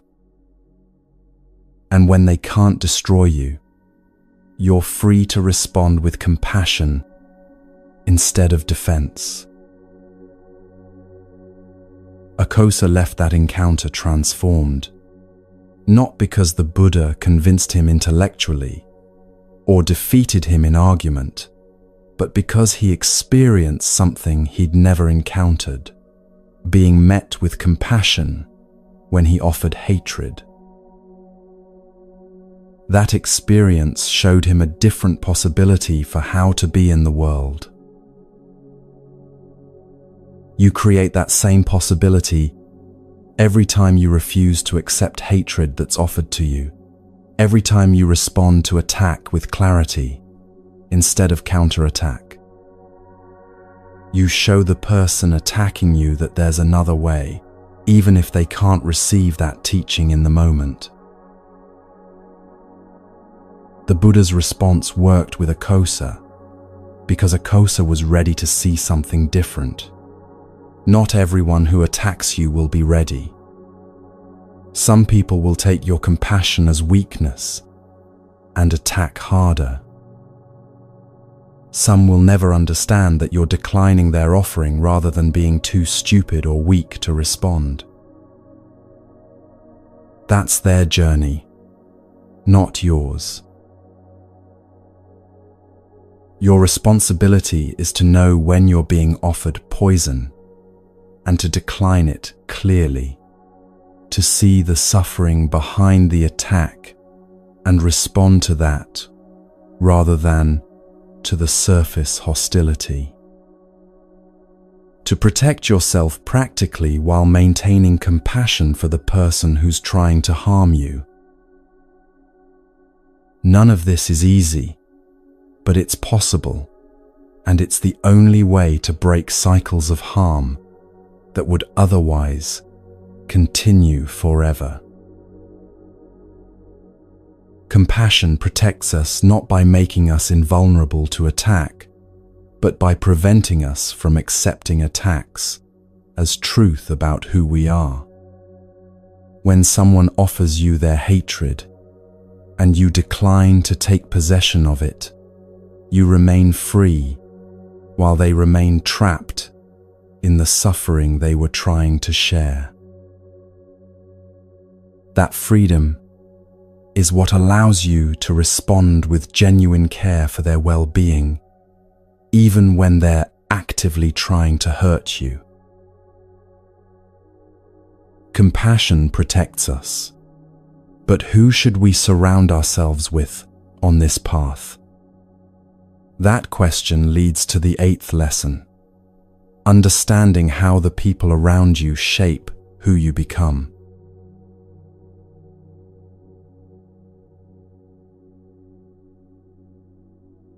In ancient times, there was a navigator named Suparaga, whose knowledge of the seas was unmatched in all the kingdoms. He could read the stars, interpret the color of water, smell approaching storms, and guide ships safely through passages that had destroyed countless vessels before. Merchants who sailed with Suparaga always returned with their cargo intact, while those who ignored his guidance often vanished into the ocean, never to be seen again. One year, a group of merchants organized an expedition to distant lands where precious gems and rare spices could be acquired for enormous profit. They invited Suparaga to navigate, and he agreed on one condition: they must follow his instructions completely, even when those instructions seemed strange or when they disagreed with his judgment.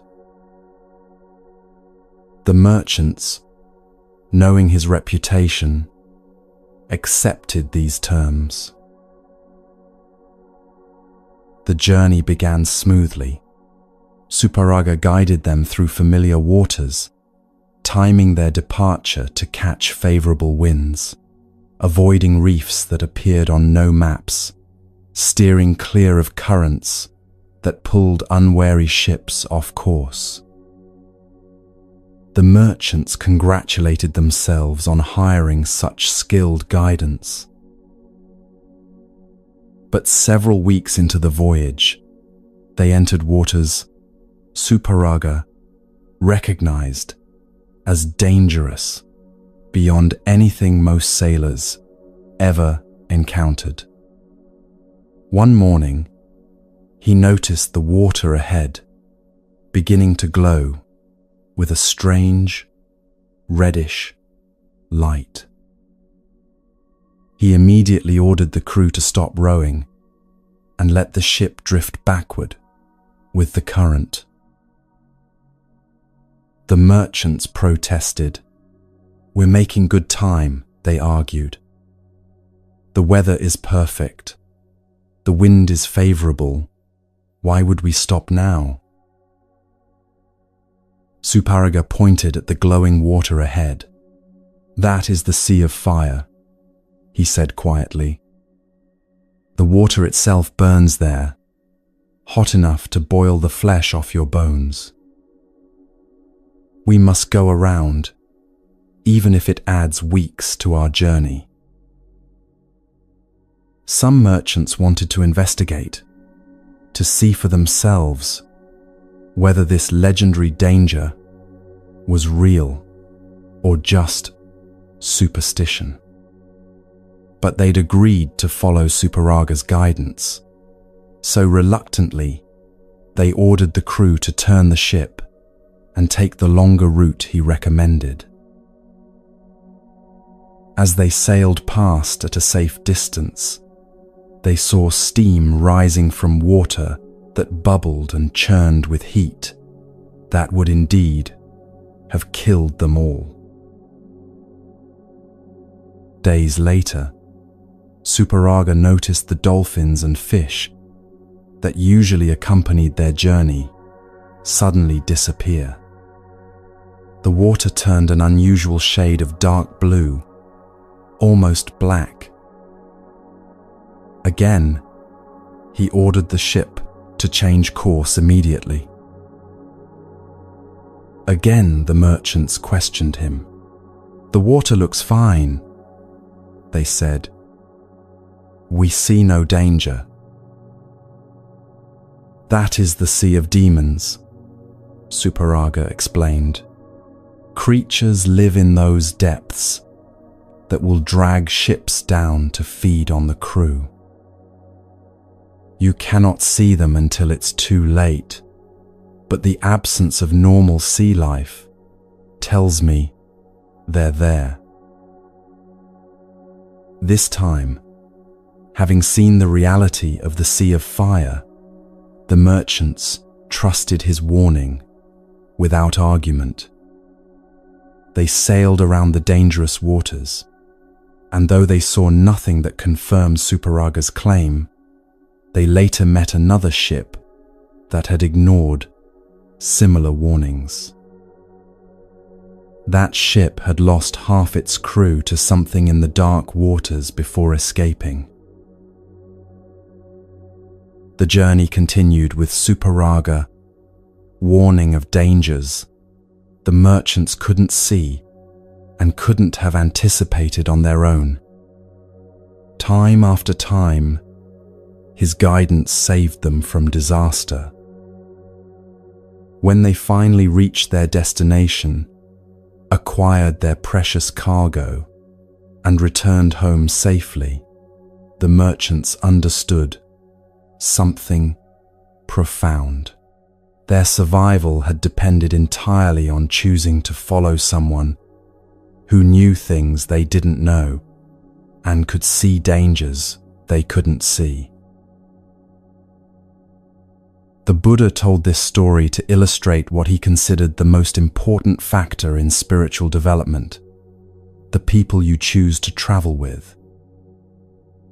Not just any companions, but those who have navigated these waters before and can guide you past the dangers you don't yet recognize.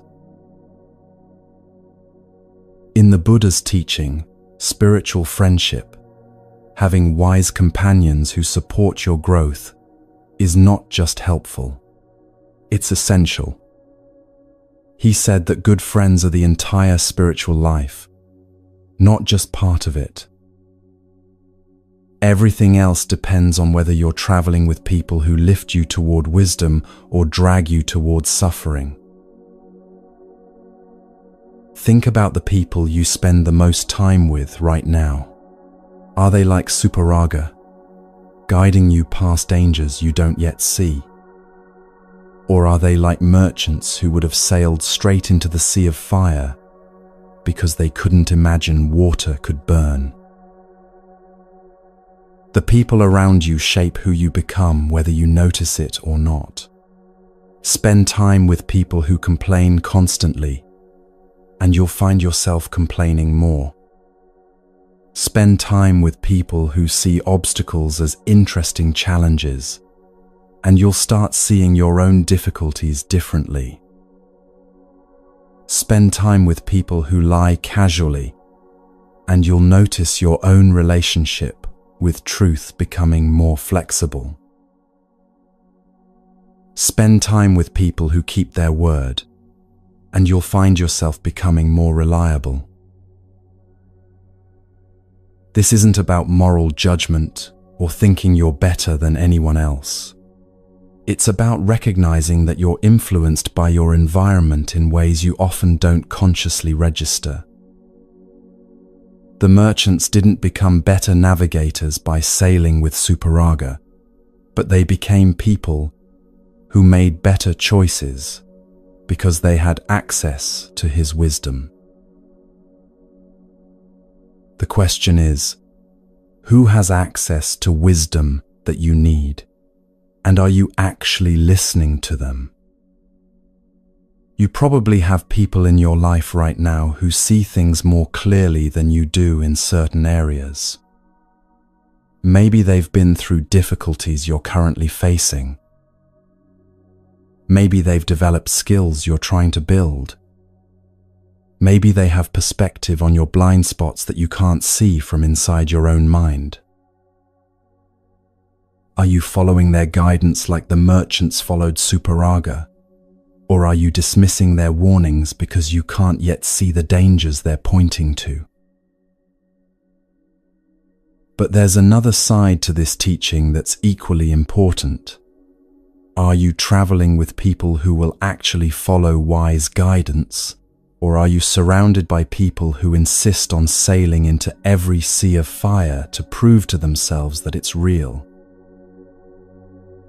Some people reject good advice reflexively. They have to learn everything the hard way, have to touch every hot stove personally, have to experience every consequence directly before they'll believe it exists. These people are exhausting companions on any journey because they constantly steer the group toward preventable disasters. The merchants in the story were wise not just because they hired Superaga, but because they'd agreed in advance to follow his guidance, even when they didn't understand it. That agreement, that willingness to trust someone who knows more than you do, is what made their safe passage possible. Who in your life keeps steering toward obvious dangers despite being warned? Who keeps making the same mistakes while ignoring everyone who tries to help them see the pattern? These people need compassion, but you don't need to be on their ship when it sails into the sea of fire. The Buddha was blunt about this. If you want to develop wisdom, you need to limit time with people who actively oppose wisdom.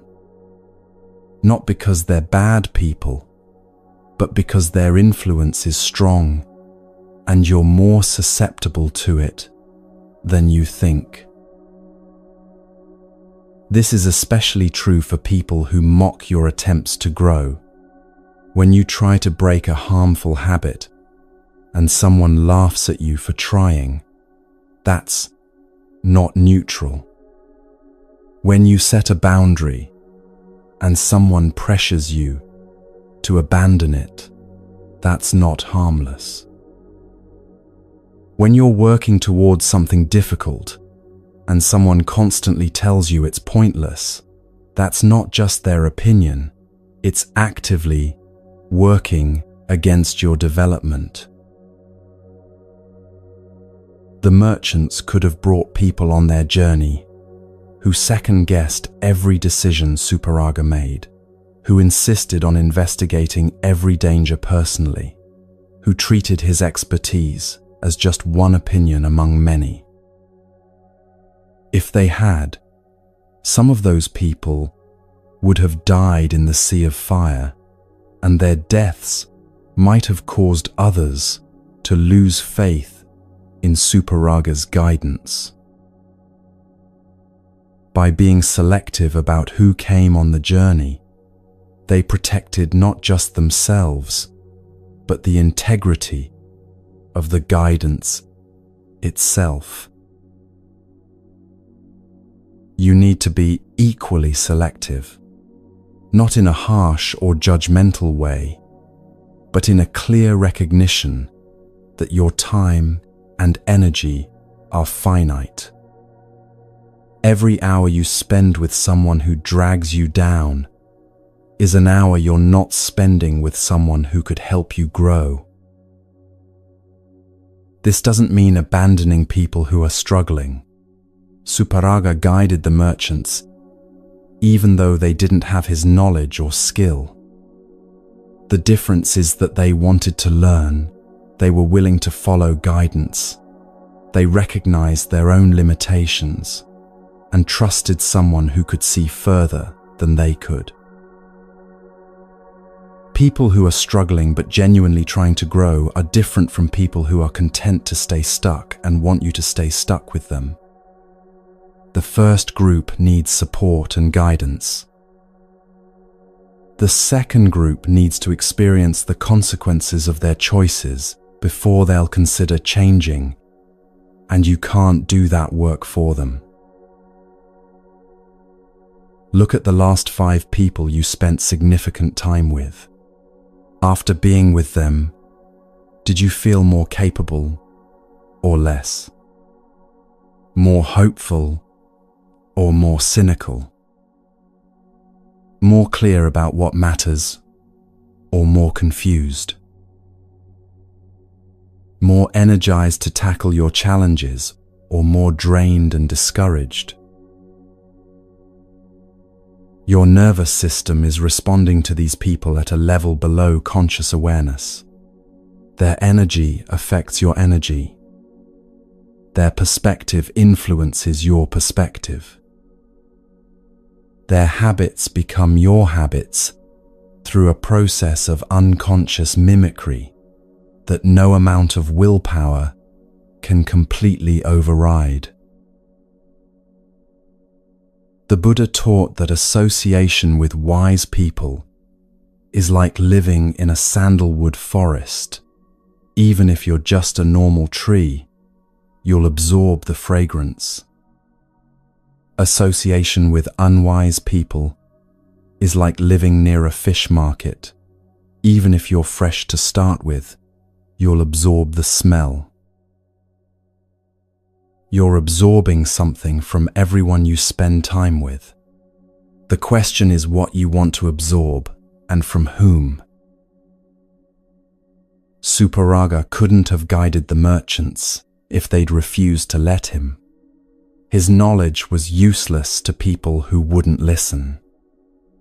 Similarly, the wisest people in the world can't help you if you're not actually open to their guidance. So the teaching has 2 parts. Choose companions who have wisdom you need and actually be someone who can receive guidance when it's offered. The merchants succeeded because they did both. Who in your life right now is like Suparaga? Who sees things you don't see? Who has successfully navigated waters you're just entering? Who offers guidance that seems strange but comes from genuine experience? Are you listening to them? Or are you so convinced you know better that you're sailing straight toward dangers they're trying to help you avoid? And equally important, are you surrounded by people who trust good guidance when they receive it?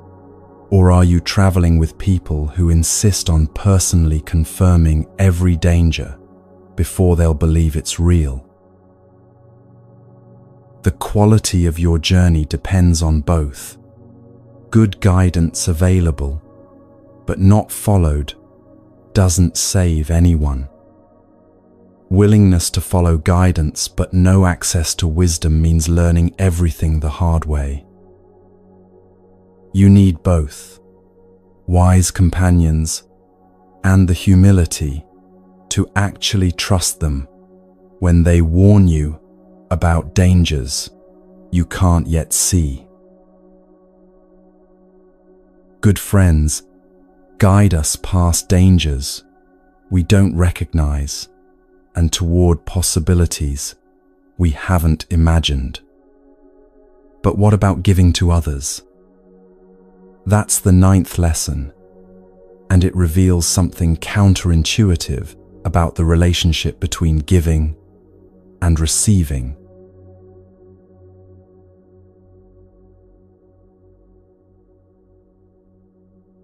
There was a boy named Gosaka who had no parents and no home of his own.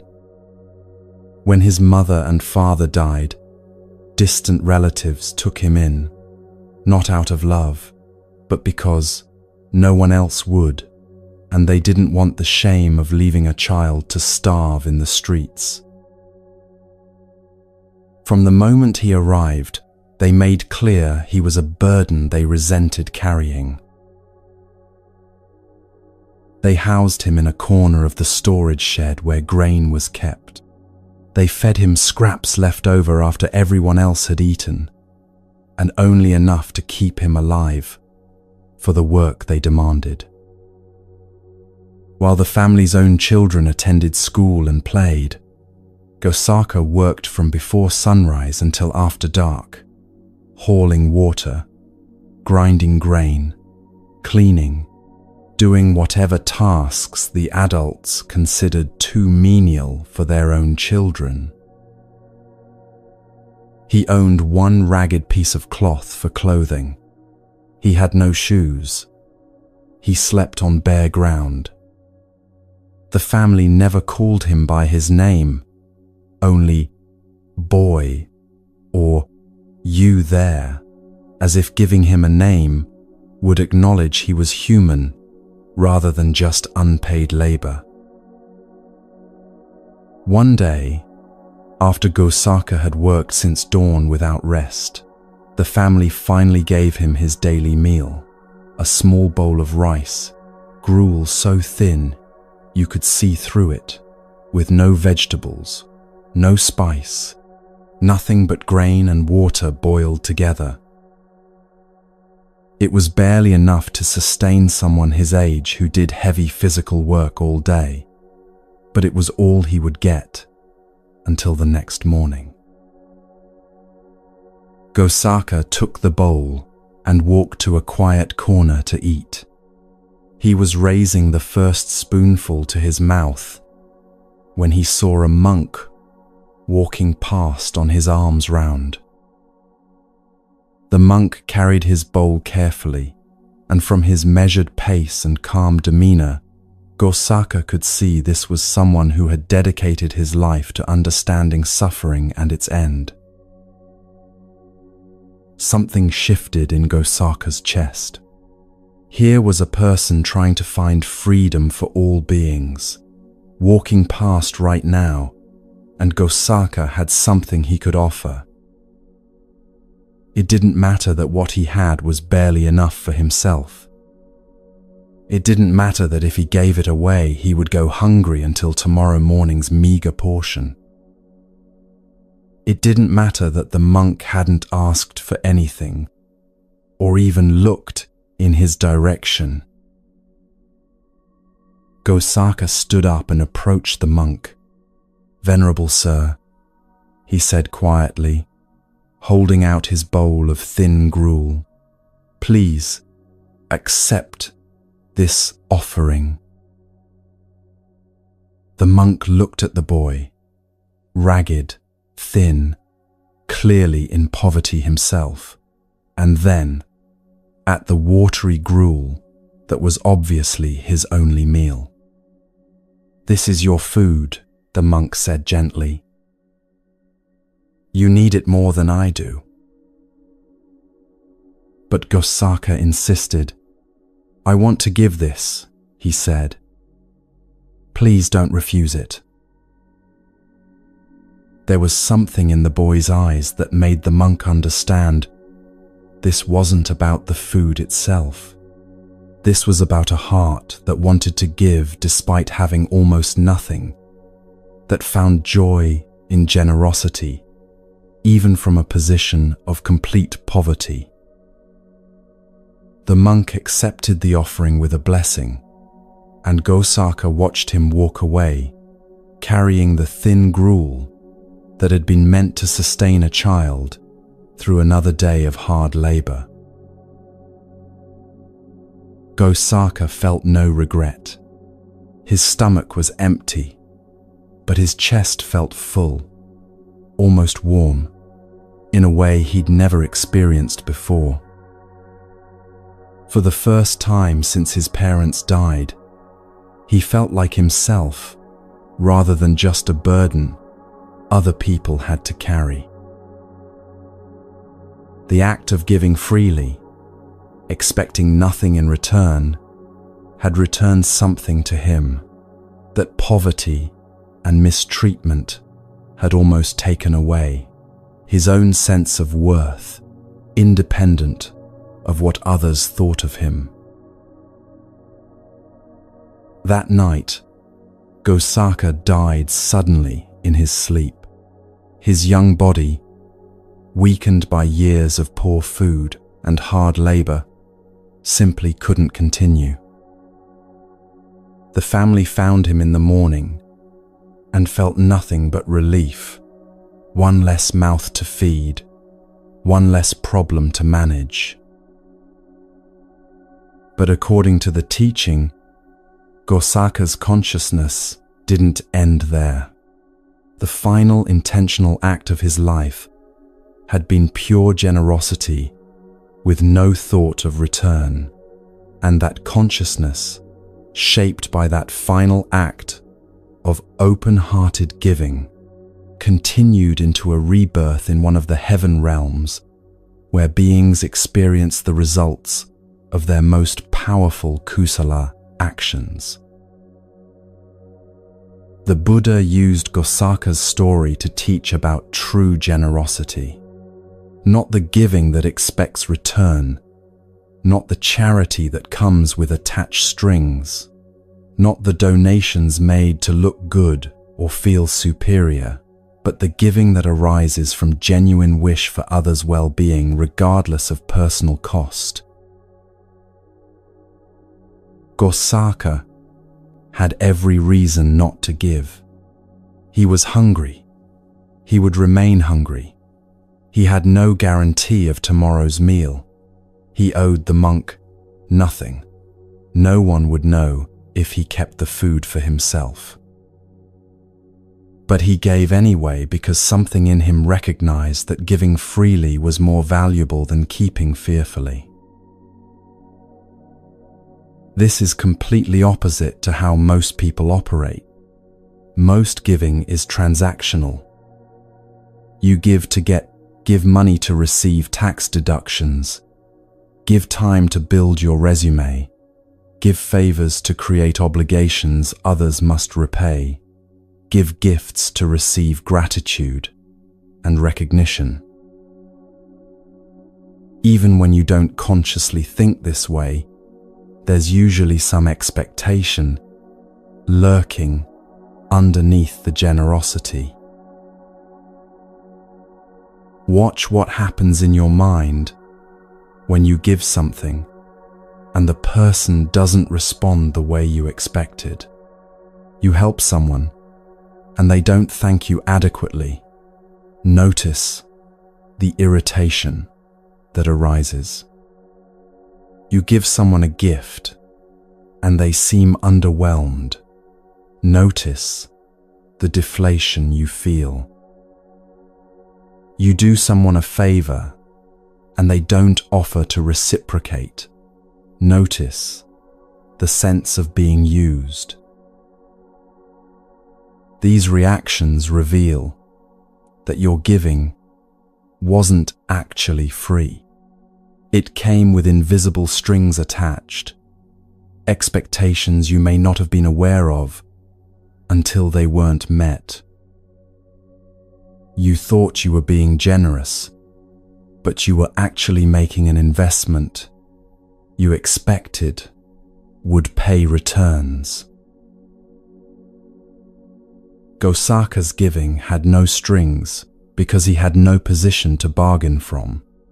He couldn't give in order to look good. He was already at the bottom of social hierarchy, with no status to protect. He couldn't give to create obligation. He had no power to collect on debts. He couldn't give to feel superior. He was giving to a monk from a position of complete poverty. All he could do was give because he wanted to give, and that pure motivation made all the difference.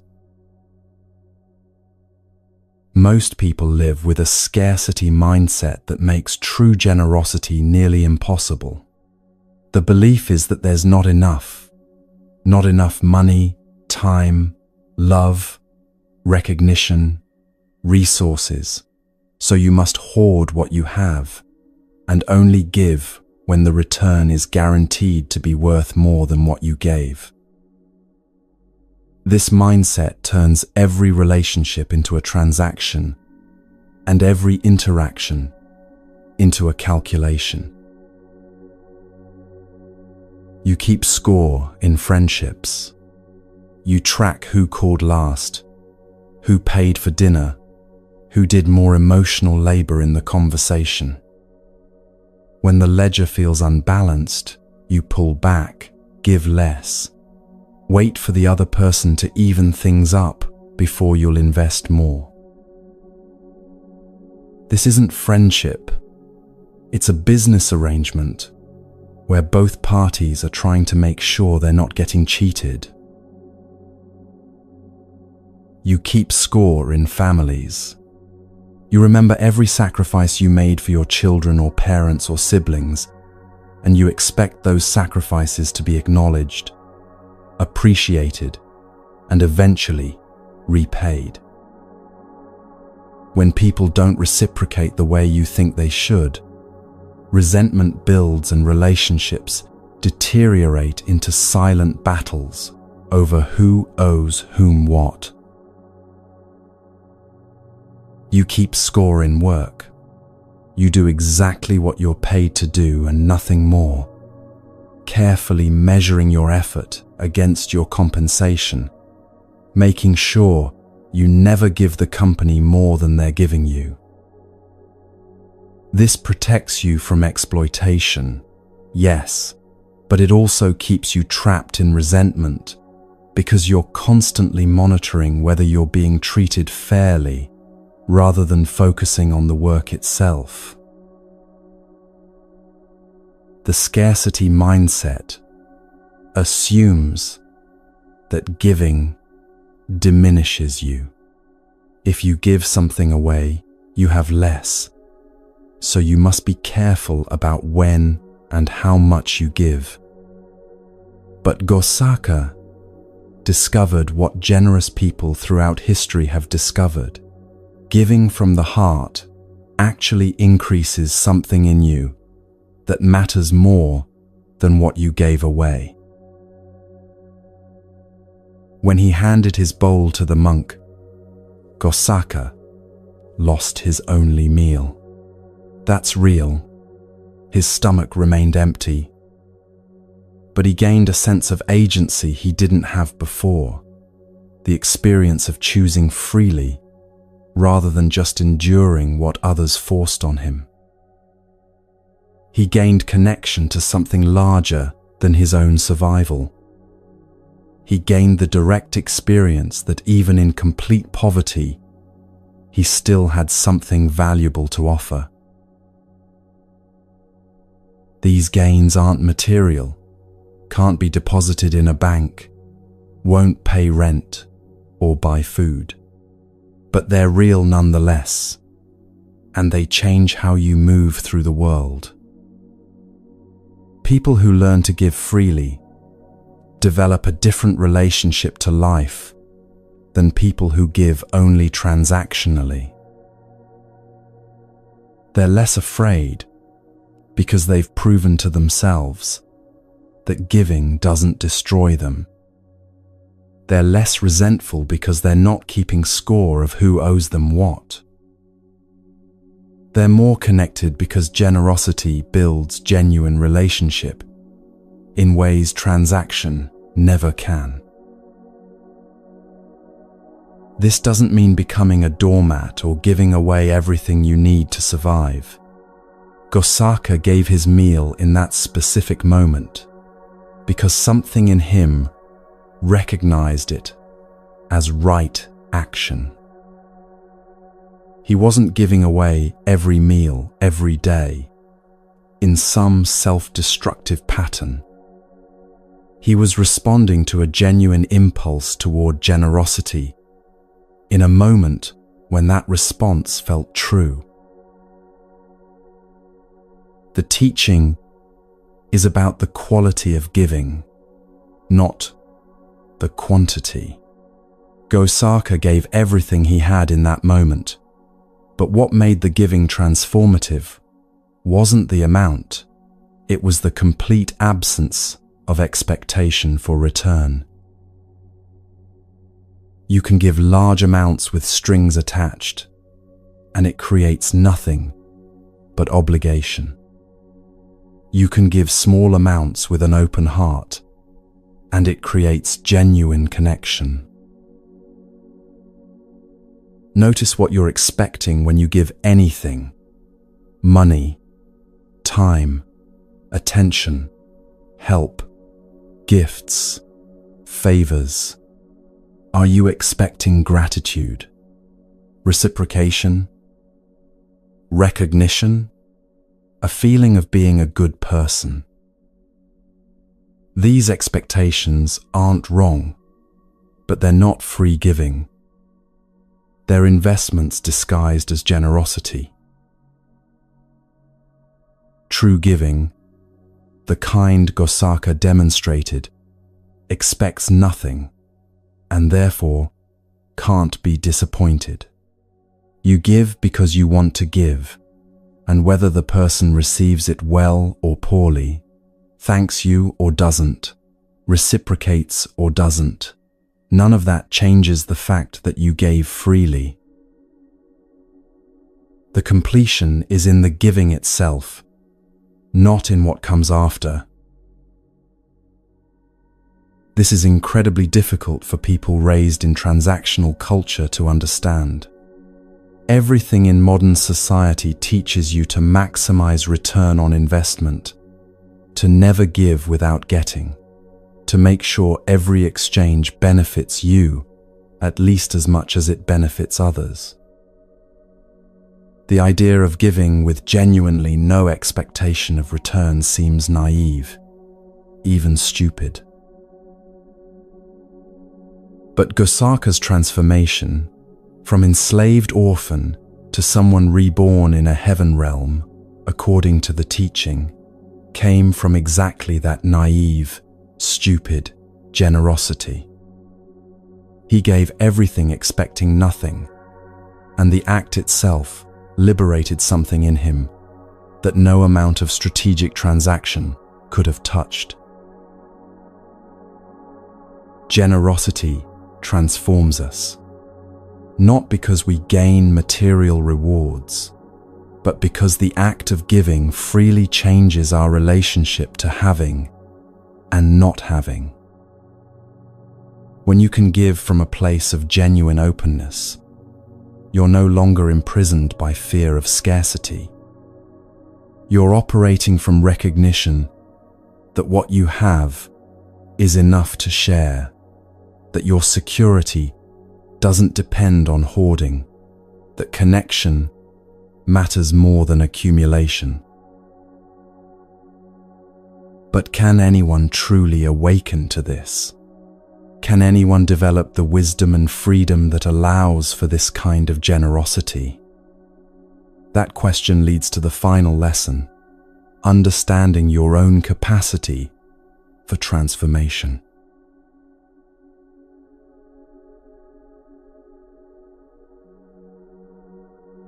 In the rigid caste system of ancient India, there was a category of people considered so impure that their very shadow was thought to contaminate anyone it touched.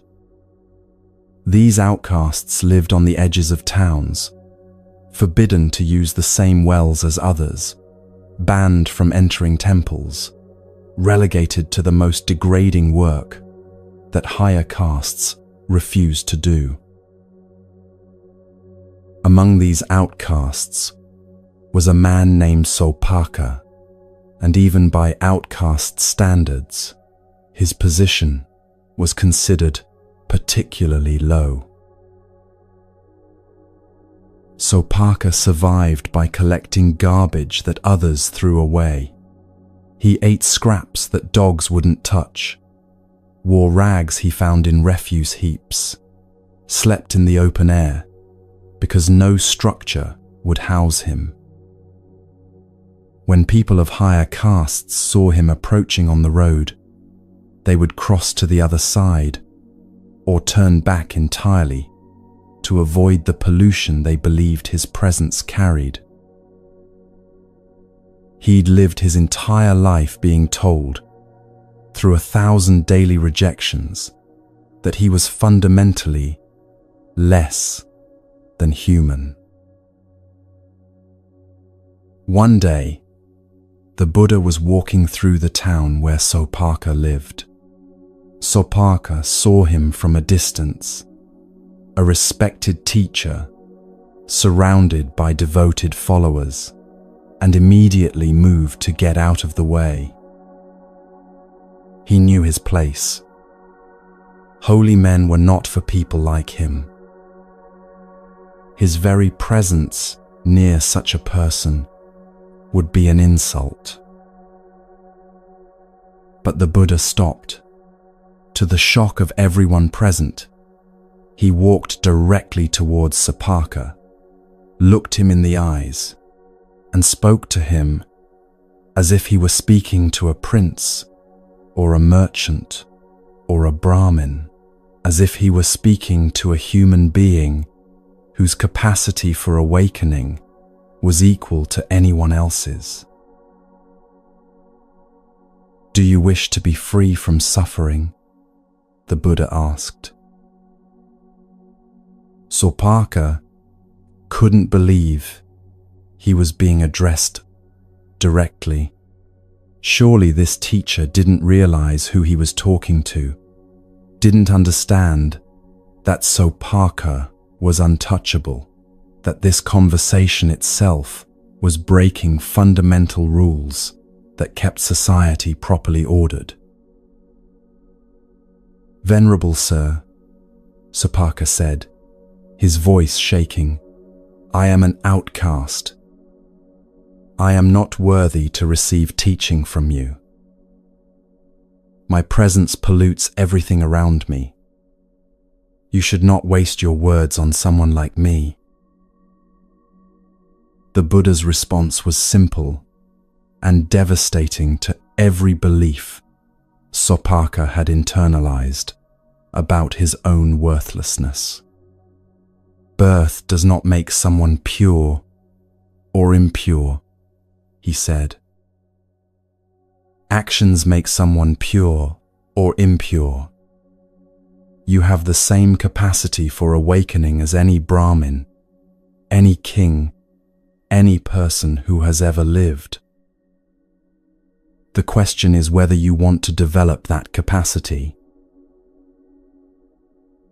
These words reached something in Sopaka that decades of degradation hadn't managed to completely destroy. Some part of him had always suspected that the caste system's judgments were arbitrary, that his circumstances of birth didn't actually determine his worth as a conscious being.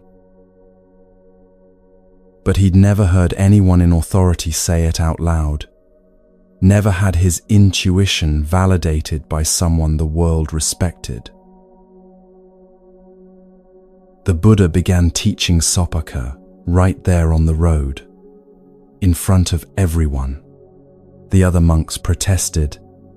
Surely, the teacher couldn't mean to accept an outcast as a student. Higher caste people who'd been following the Buddha's teaching began to drift away, scandalized that he would pollute his teaching by giving it to someone they considered subhuman. The Buddha ignored all objections and continued teaching Sopakkha with the same attention and care he gave to his most promising students. And Sopakkha, freed from the belief that he was inherently incapable of understanding, received the teaching with a mind unclouded by the arrogance that sometimes prevented more educated students from seeing clearly. Within a remarkably short time, Sopakkha achieved full enlightenment. The man society had declared permanently polluted became completely free from the mental defilements that actually pollute consciousness: greed, hatred, and delusion. The man who'd been told his entire life he was less than human demonstrated the highest human capacity, complete awakening to the nature of reality and the end of suffering. The Buddha used Sopakkha's achievement to teach something that threatened the entire social order. Awakening is possible for anyone, regardless of birth, social status, education, past actions, or any other external circumstance.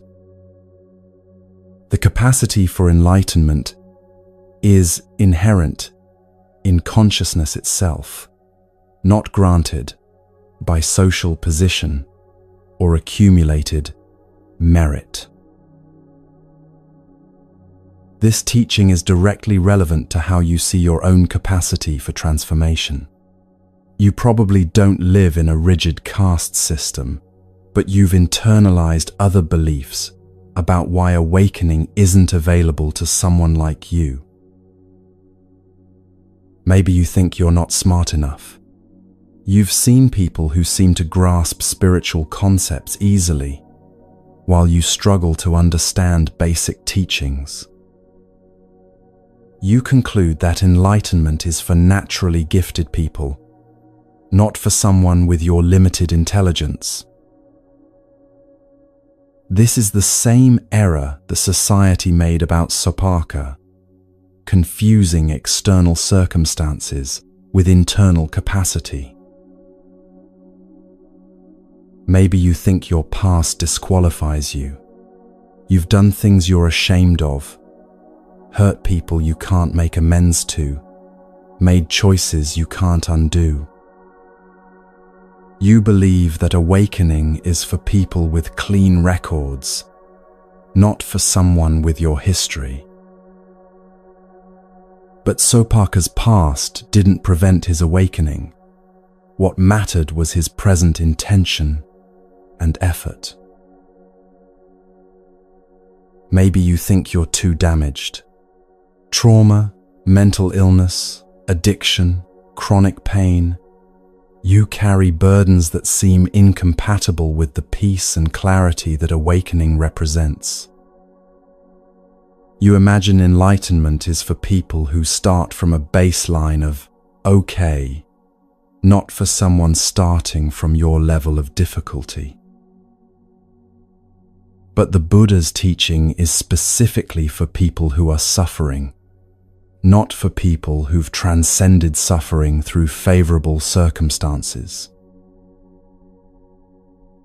Maybe you think you're too ordinary. Awakening seems like something for extraordinary people, monks who dedicate their entire lives, mystics who have visions, teachers with decades of practice. You're just a regular person with a job and bills and relationships, trying to get through each day.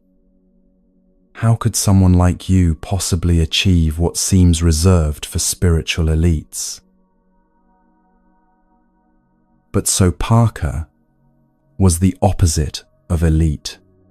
He was literally the lowest person in a society built on hierarchy. He had no education, no resources, no social support, no advantages of any kind. What he had was the same thing you have: consciousness capable of understanding and transforming itself. The Buddha's teaching to Sopaka applies equally to you.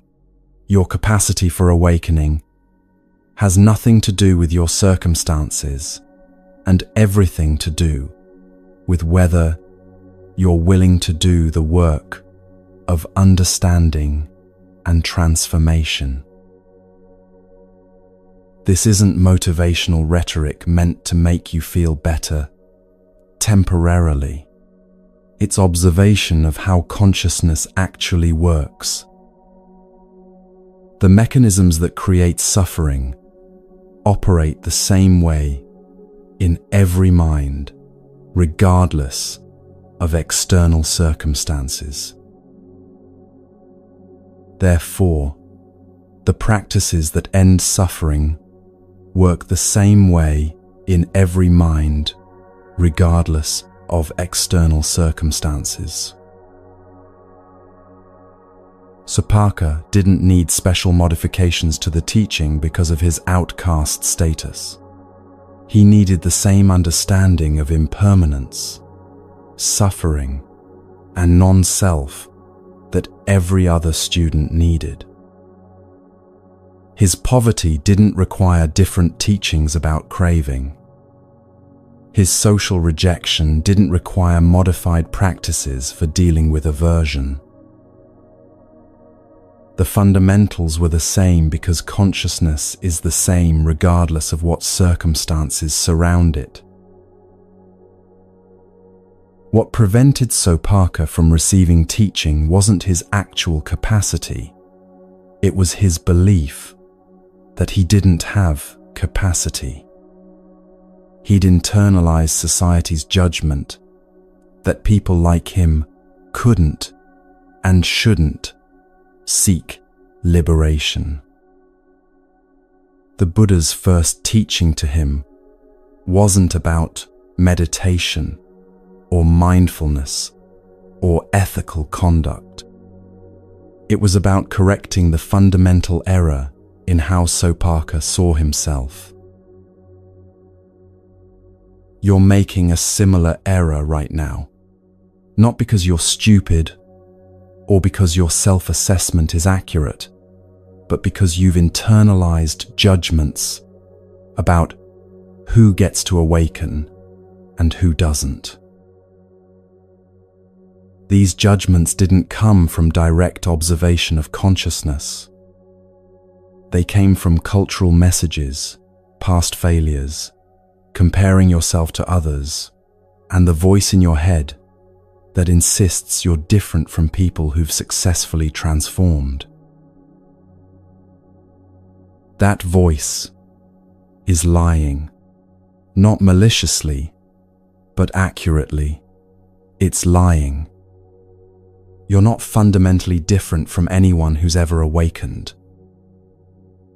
You have the same basic consciousness, operating under the same basic principles.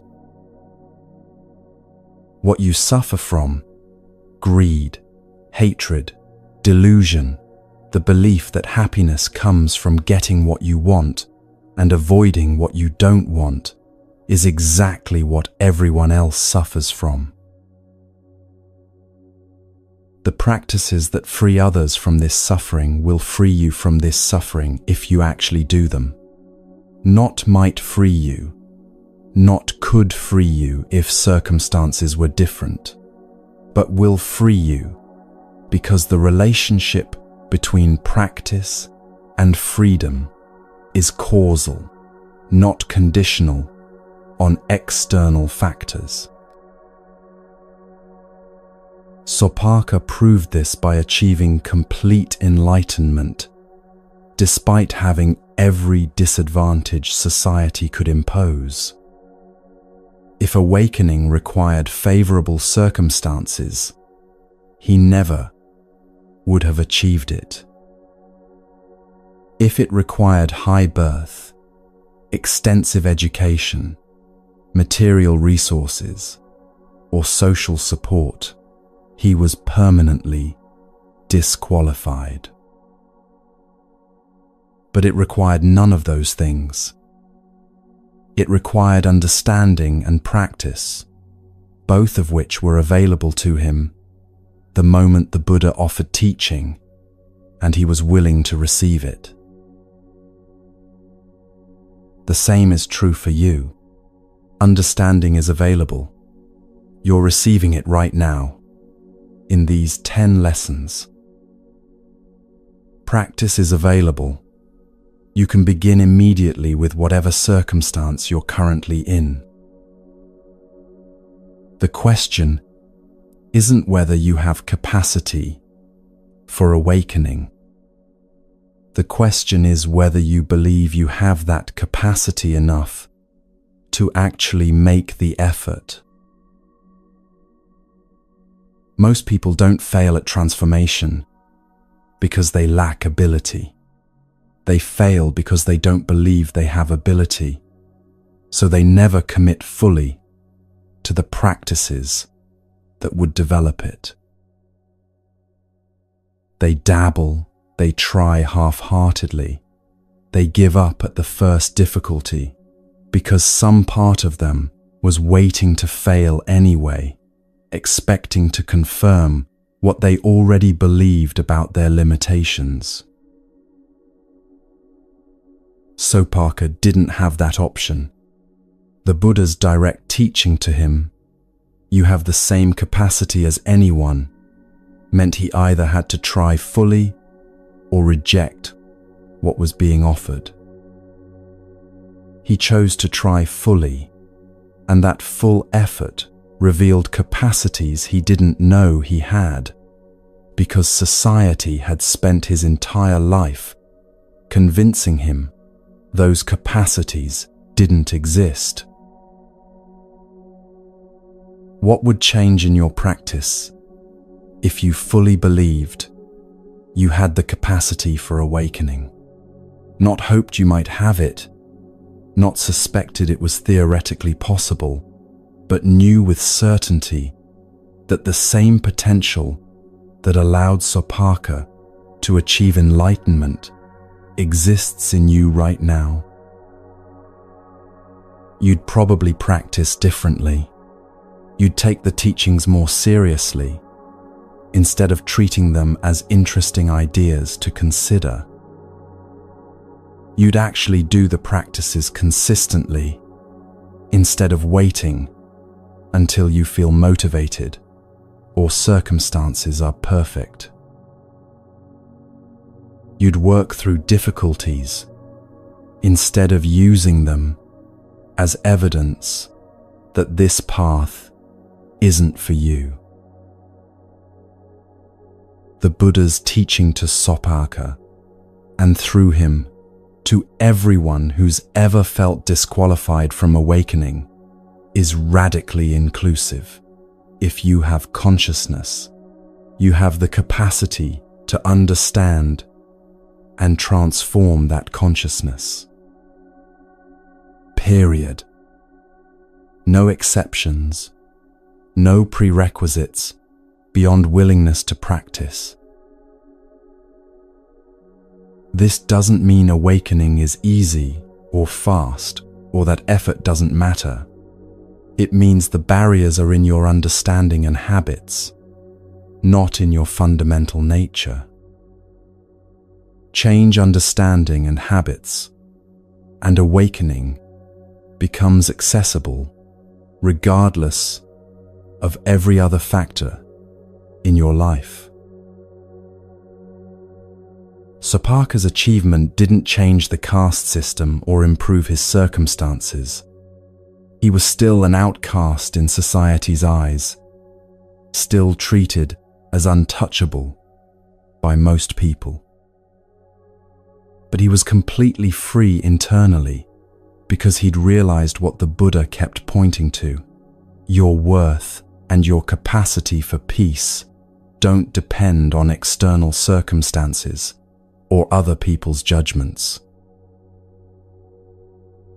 You can realize this too, not by becoming someone different, not by fixing everything that's wrong with your life, not by earning the right through years of perfect practice. By recognizing that the capacity is already present, has always been present, is present right now, regardless of what you believe about yourself. These 10 lessons have guided millions of people over 25 centuries. They've worked for people with every advantage and people with none. They've worked for the educated and the illiterate, the healthy and the sick, the young and the old, people from every culture and circumstance imaginable.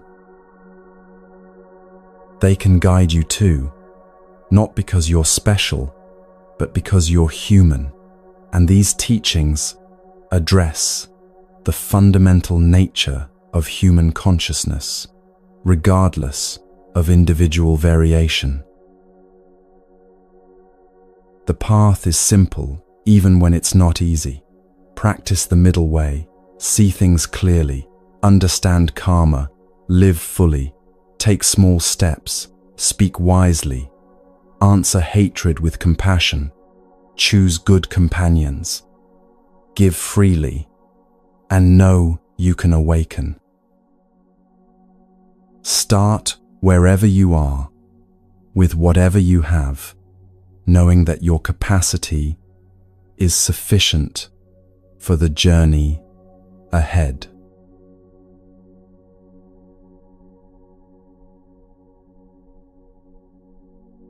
Ten lessons from a man who sat beneath a tree and saw clearly how suffering works and how it ends. Balance instead of extremes, clear seeing instead of distorted perception, understanding that actions have consequences you can't escape, living each day as if it matters because it does, building wisdom through consistent small steps rather than dramatic gestures, speaking truthfully and listening without filters, meeting hatred with compassion that protects you from accepting poison, choosing companions who guide you past dangers you don't yet see, giving without keeping score, knowing you have the capacity to awaken regardless of what you've been told about your limitations. These aren't religious commandments or spiritual ideals to admire from a distance. They're observations about how your mind creates suffering and how to stop creating it. The Buddha tested them in his own experience before teaching anyone else. Millions of people across centuries have tested them since and found them accurate. You can test them too, not by believing anything, but by practicing and observing what happens. Start with one lesson, whichever one speaks most directly to your current struggle. Practice it until you see results, then move to the next. The teachings are already complete. They're waiting for you to complete them through practice. Everything you need to transform suffering into freedom is here, has always been here, will always be here. The only question is whether you'll begin. Breathe. Rest. When you're ready, take the first step.